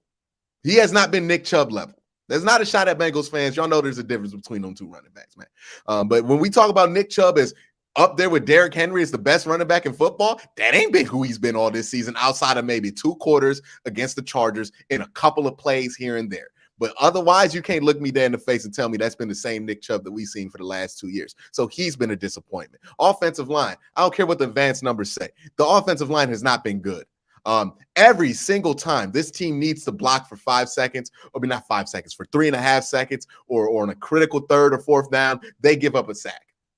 And some of this is on Baker because he holds on to the ball long, but this week he was not doing that. Baker was going down real quick because he wasn't trying to get hit. So there's that. Now, Baker Mayfield, is he a part of this loss? Obviously, yes. He's a part of the offense that put up 10 pathetic-ass points on Sunday. Like, he does get a part of this blame. Is he the reason they only put up 10 points? I would say there are other reasons that contributed far more greatly than Baker Mayfield. Did Baker Mayfield have a good game? No, it wasn't a good game. It was a pretty game. It was average. He made some plays at the end of that game. I felt like that run to get that first down, that was a pretty brave play for him to make. It's part of the reason he has that shoulder injury in the first place, because he's too brave to be smart and he goes for these things. But, hey, he made the play. He got the first down. He got hyped. I think part of why he got up so fast and celebrated was just because he wanted to show everybody, I'm not hurt. So nobody got worried, right?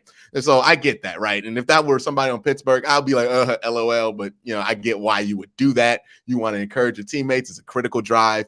Okay, he goes down there. Nice ball to Jarvis Landry. And Jarvis Landry gets strip fumbled by who of all people? Joe Schobert. Joe, who I have literally, this was a comeuppance for me, man. The wide receiver drops, the Joe Schobert ain't gonna win you a game jokes, all of that stuff. It really just came up on me this week. Like, I'm eating so much crow, I gained 10 pounds. So, that happens. Jarvis Landry, and by the way, Jarvis Landry inexplicably had the worst game of his life. Multiple just awful drops. And the Jarvis Landry drops are not like, I think people are trying to lump Odell into this. Odell didn't get enough targets to be a part of the problem this week. I'm sorry. He didn't get enough targets to be why they lost. It was all Jarvis Landry. Like, he had so many bad drops on so many first downs. And with Jarvis, he does this from time to time. He has drops. People don't focus on it like it's Odell because they just like Jarvis and they don't like Odell for whatever reason. But yeah, this happens with Jarvis Landry. He had one of the worst games of his life. And honestly, he had one of those games against Baltimore in 2018. Remember, he dropped like 2 touchdowns? They came up closer and Baker threw an interception, so that got buried. But it happens with Jarvis. He has reliable hands until he does not. It's one of those weird things with the dude. Rashaar Higgins didn't play well at all. I mean, I could go down the list of offensive players that did not. I thought his false start was really good. I liked his false. That was a good one. I liked. Oh yeah. Oh my goodness. Thank you, Tony, for steering me in the right direction. Because I forgot about where half of my fuming hatred of this offense is. That was his best play of the game, I would say. They can't. This offense. I said this because people complain about the defense. You would think the defense is the worst unit. I could argue to you, I think pretty clearly the defense has at least won this Browns team 2 games. You go to Chicago and you go to the Minnesota game. I don't think there's any argument that the defense did not win you those 2 games. They got you those 2 victories. The offense has not won you a single game this year. Like, they have been a part of wins, but for the love of God, they cannot not beat themselves on the offensive side of the ball. It is like it's like they're playing two defenses. They're playing the Steelers defense, and then they're playing themselves between the drops and the horrible penalties. Just horrible penalties. Rashaar Higgins is a 4-year veteran, and he hops off sides because he's so excited because the play is drawn up for him to get the ball. So he's like a little kid and he just jumps offside. Nobody did anything. Nobody called a snap. We didn't hard count him. He just went. He just went on a critical 3rd and 6 that then got turned into like a 3rd and 11. And it was like it was a 3rd and 20 that got turned into a 4th and 11, right? It was it was actually a 3rd and 16 that got turned into a 4th and 12. Do I have that right? 3rd and 16 that got turned into a 4th and 12. Yeah, it was just awful. Yeah. It was awful. It was flat awful. I mean, and then you almost got sacked on 3rd down, by the way. Like, you came this close. He got rid of the ball fast enough, but you almost got sacked on 3rd down. The offense can't get out of his own way. The offense has been the reason. Like, if you're wondering, Browns fan, why is this team so frustrating to watch? It's the offense. And here's what I don't get about some of the proposed solutions for this offense. Some of y'all think the solution that's going to change everything. And look, I get why you would think this, because sometimes change just feel good, right? Sonny, you hear this all the time. Fire Greg Roman. Fire this dude. We need change, because sometimes change is more about symbolicness than it is about actual change. But the solution, which I don't understand, is they want to give AVP a promotion. They want Alex Van Pelt to call the plays. Now, I have a question. If the defense is not playing well and everybody wants the defensive coordinator fired for the Cleveland Browns, why in the world do we think the offensive coordinator should get a promotion? He can't draw up an offense and can't get more than 10 damn points against the Steelers when you have, by the way, this is why these drops are unacceptable. $13 million for Odell. $14 million for Jarvis Landry, $11 million for Austin Hooper and all his damn drops that he gives you every year. You are paying significant money for people who, hey, if the ball ain't perfect, they're supposed to make a little bit of a play on it. And Baker wasn't even asking to make that crazy a play. The Odell one, that's ridiculous that people are counting that as a drop. That is not a drop. That's a bad decision. Ball should never even went there, but people are going to say that's Odell's fault. Whatever. But there are plays out there that were just like, come on, man. Rashaar Higgins in the middle of the field, wide open back shoulder, play he makes 100 times a year. He just lets the ball go through his chest. I mean, it just is what it is with this offense. They're the reason this team sucks right now. They're the reason this team has been underperforming so greatly. The offense is it at every step of the way. You can count to every loss except for Arizona, where they just got their ass beat. So nobody gets any cookies for that one. But you can look at every loss in this game. Kansas City, Baker Mayfield, interception, Nick Chubb, fumble, you lost that game. Getting in your own damn way. All them penalties they got on that last drive. Getting in your own damn way. That's why you lost that game. You look at the Chargers, they got in their own way so many times in the fourth quarter of that game with penalties. All the time in that game. And then you look at this game. What happened? Getting in their own way. Can't catch. Dropping balls. Dropping touchdowns. Austin Hooper dropped the touchdown. He was wide open on because he had to turn a little bit. God forbid, an $11 million tight end has to turn a little bit to catch the damn ball because it's high because the quarterback's short. Okay. And then the quarterback, he didn't throw any interceptions, but he's not performing to spec. Like, this is not what we thought Baker Mayfield should be doing right now. If I told you in week 8 that I would be sitting here defending Baker Mayfield after 215 yards and 20 out of 30 passing, like that's good for him, I'd be like, that's pathetic that we're doing that. So he hasn't been performing to spec. Nobody in this offense, not a single soul other than Dearness Johnson, has performed up to expectation on that offense. Not a single soul. And that's a Kevin Stefanski problem, and that's a Alex Van Pelt problem. He's a part of the problem too. Alex Van Pelt is, Kevin Stefanski is, Baker Mayfield is. It's all three of them right now. Those are the figureheads of the offense. The offense have been underperforming all year. That's why this team is 4-4. If you just don't get in your way, you're probably 6-2. Like, It's unbelievable. Like, this is the living embodiment of the Browns being the Browns right now. Like, this is what Juju meant when he said it last year, is that the Browns is the Browns, which means even when the Steelers don't have their kicker and they can't kick a field goal, the Browns are going to find a way to lose this game. Even when we give them the ball with 5 minutes left and let them drive to the 30, they going to find a way to give us that ball back. It is what it is. And until the offense decides to actually play at the level at least that they did last year, there is nothing to look forward to with this team. Until they get to that point, like, they better, and the time is now, right? You play Cincinnati this week, the month of November, the offense better turn the corner, magically get better, and look on sync. Because if I don't care if they scrap to the playoffs at like 9-8 or whatever, because everybody else loses. If they're playing like this, they're not winning anything. So this offense has to get it together, or else there's really not much else to look forward to in this year. And then it becomes a tough conversation about what you're going to do with Baker Mayfield. It's going to be a tough conversation about what you're going to do with the offensive coordinator, the defensive coordinator, and the entire coaching staff. Because I know y'all used to stability and all that, but don't act like the Browns won't do something rash, like fire everybody and trade the quarterback because they had a disappointing year. I've literally seen it happen before. Okay. So it is what it is. The offense is to blame right now. The offense has been awful. The defense is exactly what we expected the defense to be, which is mid-tier. Sometimes they look excellent. Sometimes they look like a top 5 defense, but most of the time they're like top 15. You know, they have some gaping holes, but at least I can identify the holes. The holes on the offense, dude, I don't know how you fix what is morphing every week into a different problem. Like, it ain't just one thing that's going on with the Browns' issues. It's some weeks we can't block. Some weeks we can't not get penalties. Some weeks we throw interceptions. Some weeks we get turnovers. Some weeks we do this. They're doing everything but making plays to win games at the end of the game. That's what it is with this team. They can't get out of their own way offensively, and that is the biggest problem with this team. Every time you need the offense to turn it on and pull a game away, they don't do it. They didn't even do it against Minnesota or Chicago. They don't do it. They refuse to do it. It's like they forgot how to win all of a sudden. All the stuff they did last year where they were closing these games out, not happening this year. They're not getting it with the run game. 5-minute offense ain't working. 4th and shorts ain't working. Can't score in the goddamn red zone. They're awful in that area. They are terrible in the red zone. And yeah, they're losing games. It's the offense's fault right now. It's Kevin Stefanski, Alex Van Pelt, Baker Mayfield. They got to figure it out, or else their future is going to be in question. Baker Mayfield and Alex Van Pelt especially are going to have their futures questioned. Because if we can't win with this roster, who are we going to win with?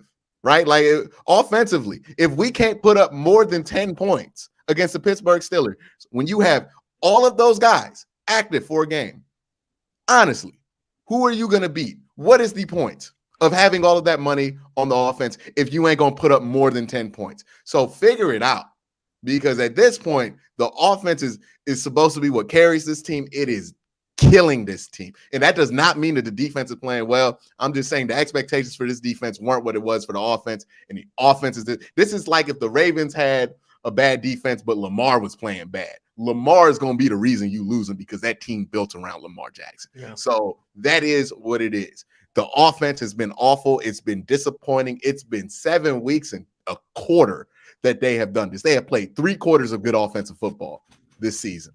And if you want to know why the Browns are 4-4, if you want to know why the Browns are disappointing, look at the offense, look at Kevin Stefanski, look at Alex Van Pelt, and look at Baker Mayfield, and they need to answer that question. That is what it is. And yeah, you are right to be mad if you're a Browns fan about this, because this is not a team, this is not a roster that should be wasted getting in their own way, losing football games, and missing opportunities to win games because Rashaar Higgins can't stay on the right side of the field half the time, or because you want to get a holding penalty when the play is 20 yards downfield and you're all the way in the backfield. Like, these are the mistakes that the Browns should have made last year or 2 years ago. It makes no sense that they're making these mistakes this year. So it's unexcusable what happens. And by the way, if you're wondering why my cat's on the screen every time I'm getting stressed out, she just likes to come bug me when I get stressed out. So that's how you can tell I'm stressed out.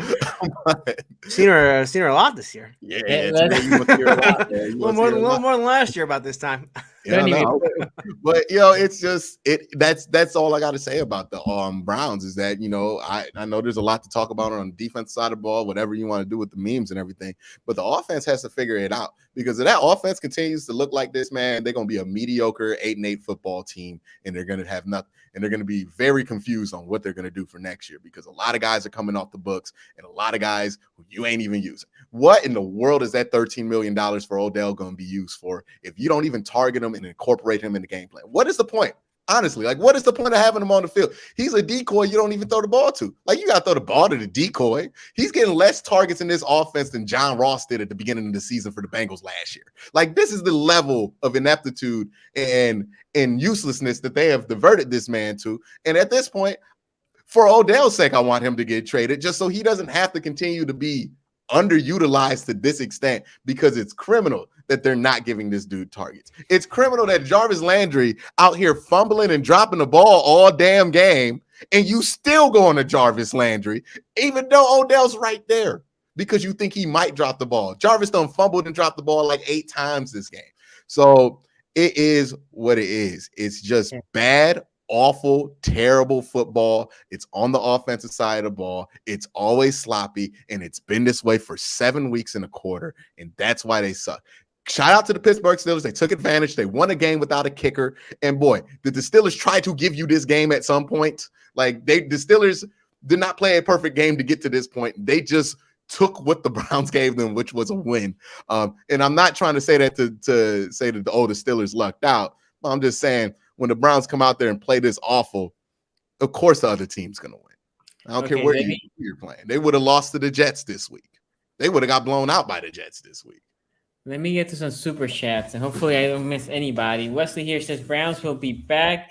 Get those losses out the way and then get hot. Ben here, just because. Bengals fan. Shout out to you, man. Thank you for that donation, Ben. Let me see if I miss anything. Luis is next. You got Luis? Let me see if I can see Luis. No. So it says, I have it, but I can't show it here. Yeah. Let's be honest. Neither Browns or Steelers are going to be playoffs. Both are too predictable. And then Fox NM here says, go Raven. And then hopefully, let's see. Is there any? Taz, TAAZ, $2 super chat. Is it crazy to say 4 AFC North teams make the playoffs?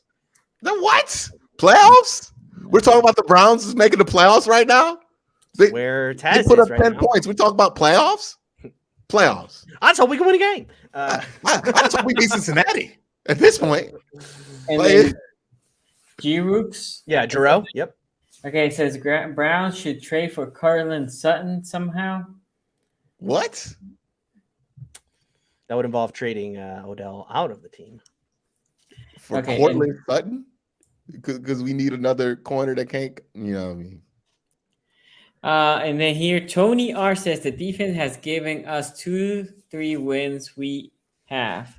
People need to leave Woods alone. And when I say leave Woods alone, I'm not saying don't criticize Joe Woods. No, Joe Woods has done some stuff that's like, yo, you're this close to being fired for doing that. Like the Mike Williams thing, and then to follow that the subsequent week with the DeAndre Hopkins thing, like there is legitimate criticisms to have. Zach Gentry this week. Zach Gentry was pretty open on that third down, or what is 2nd and 20 or whatever it was. Yeah, but you know what? It ain't like Zach Gentry. Leaving Zach Gentry open is different than leaving the team's best receiver open 2 weeks in a row by design. That's a little bit different. At least you got to look for Zach Gentry. It ain't like they was just like, yo, here's Deontay Johnson wide open in the middle of the field. Like at least they tried to do something. The last one.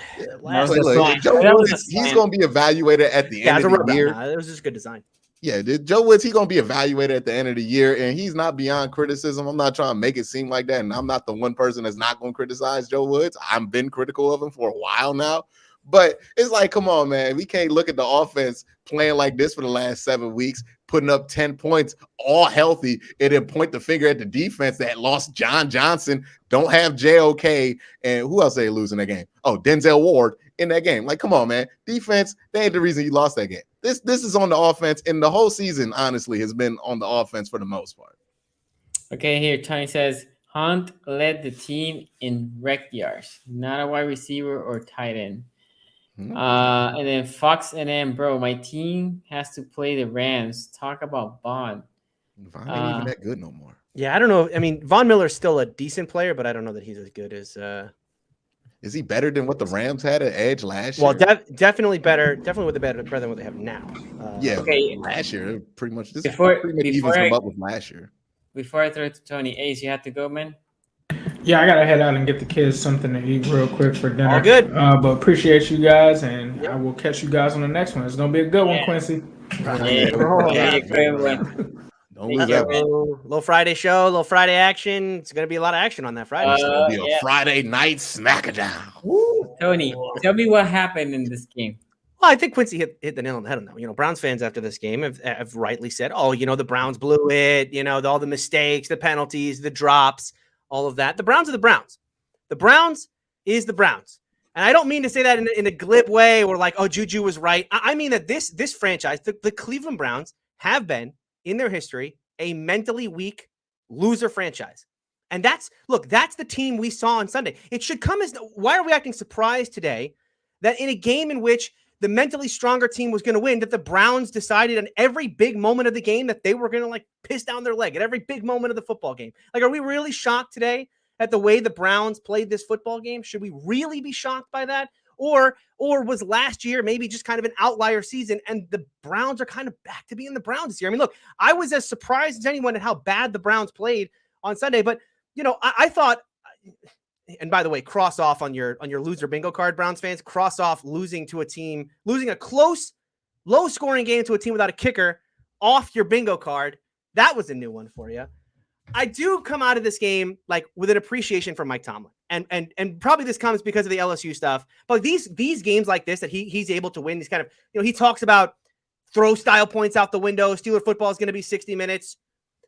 Man, like this is his entire career, but his ability to get teams to play this way, right? The Steelers beat the Browns at their own game. The Steelers came in and they said, look, the Browns are the kind of football team that likes to punch you in the mouth, win in the trenches, run the football, and everything kind of goes from there. And the Steelers came out in this football game, and early on, they punched the Browns in the mouth. They said, look, you're not going to run on us, and we're going to run on you. And everything kind of went from there. I thought the biggest play in this game and kind of the tone setter early was that second drive for the Cleveland Browns. They were doing well, moving the football, but they had a 4th and 1 in that early on, and Nick Chubb could not get the single yard. The Steelers shut them down. In fact, I believe it went from 2nd and 2 to 4th and 1. They couldn't get 2 yards in 3 plays. I thought that was a massive moment in the game. Look, I said this on Friday's show. Look, this was a tough game. It was always going to be a tough game for the Steelers because the Browns did really have every advantage in this game. When you looked at the Steeler defense, they were really suspect in that run defense. You know, you looked at that game against Seattle and what Seattle was able to do with Alex Collins and all that. And how were the Steelers, even with a bye week, going to fix what was wrong with that run defense when they weren't going to add any new personnel? Look, Stephon Tuitt's not coming back. Tyson Alualu not coming back, right? They were going to have to do this with the personnel they already had. And the fact that Mike Tomlin, the fact that Keith Butler, the fact that this coaching staff was able to put together a plan to shut down Nick Chubb and not allow Baker Mayfield and that receiving core to go nuts behind it. The success that Baker and that offense had was very, very limited in this football game. And they were able to get the Browns behind the chains enough in this game and put Baker in some disadvantageous Steeler fans, that I think really helped them out in this game. And, you know, I said this, like, I thought the Steelers defense had another level to get to. I thought this was a defense that, you know, in the secondary was playing probably worse than they should be. Minkah had a pretty decent game in this one. I know people are going to get on him for that Dearness Johnson play. I think he made a good play on that one to force Dearness Johnson back in the cut. It was Devin Bush who obviously completely overran that play, but Minkah was there on that play to break up the 4th down play that Baker Mayfield had. I thought offensively, man, what a game plan. What a game plan from Matt Canada and Mike Tomlin. I don't know if you guys saw this. Dan Moore, his PFF grade this week, 0. For who?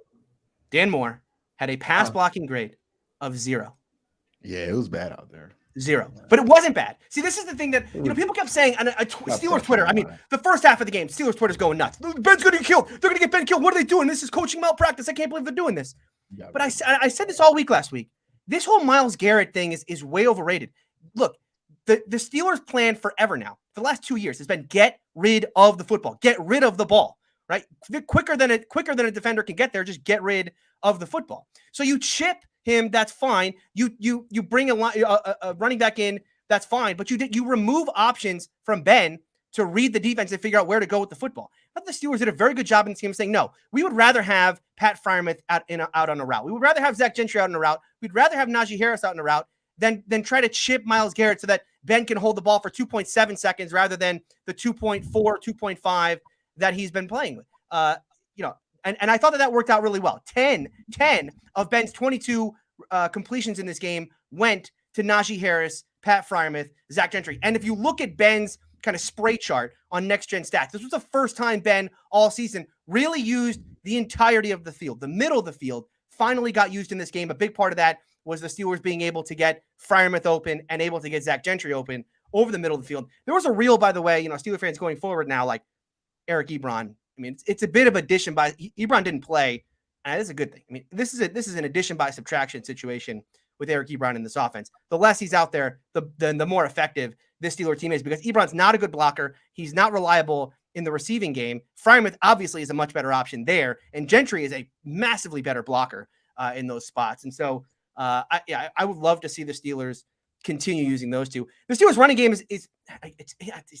it's getting going a little bit. I mean, again, we're not talking about the best running team in the NFL. We're not talking about putting up 150, 200 yards a game. But when they need this game, when they need to be able to run the ball, they're able to run the football. The Steelers, over the last 4 weeks of the season now, the last 4 games they've played, 7th in rushing EPA in those last 4 games.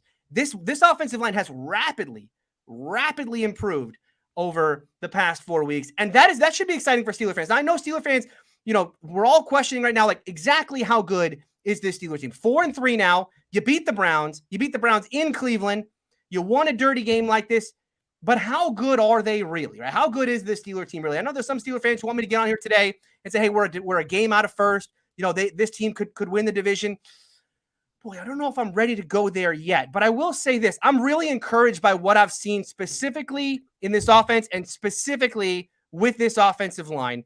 I think, look, Dan Moore got eaten up by Myles Garrett, but a lot of that, was somewhat by design. I mean, they knew that a guy like Dan Moore, who struggles so much with speed rushers, was going to struggle with Myles Garrett, but the plan was to get rid of the football. But where Dan Moore did not struggle is in the running game. Neither did Kevin Dotson, neither did Kendrick Green, and don't look now, and I kind of don't want to say this out loud because I really don't want to jinx it, but Chukwuma Okorafor is quietly having a very nice season at right tackle. Shockingly improved from where he is. And again, I don't know how good this Steeler team can be. After 1-3, I was ready to give up. I was ready to throw in the towel. I was ready to say this team is probably going to win 5 or 6 games. Today, boy, I'll tell you what, I'll say this. This is very much shaping up a Steeler team to be a frisky team down the stretch. A team down the stretch that I think the contenders are not going to want to play. A team in January that can play defense like the Steelers can and can run the football and be physical up front. That's a dangerous team in the months of November and December. The jury's still out for me as far as exactly how good this team can be, but I'm excited. This was a nice win, especially nice to avenge that loss. The one that Browns fans, Quincy in particular, has reminded me of all offseason, and now it's over. We can forget about that game. But Browns fans, don't forget about that game. Enjoy it. Enjoy that wild card win. That was your Super Bowl. For the rest of us, that's a footnote. It's a footnote in history because at the end of the day, the Steelers will always be Big Brother, and the Browns will always be the Browns. Okay. Guess I let them win it. It's We'll see at the end of the season. Sana here right here. Thank you for the donation, $5. I didn't see any questions. So, can the Ravens win the Super Bowl? We get healthy. I mean, the Ravens have a chance right now. Who's powerhousing right now through the whole NFL? Forget about the AFC. Well, in the AFC, yeah. Well, the NFC's got this team being the LA Rams, and yeah. So the Ravens play them this year, almost at the end of the year. We'll see. Yeah. The Rams are really, really good. The Bucs, just because they lost to the Saints, a division team on the road, you can't write them off. The NFC has a lot of really good teams. So Tampa looks like they looked last year. During the season, they looked good, but not great. But last year in the playoff, they just took it up a notch.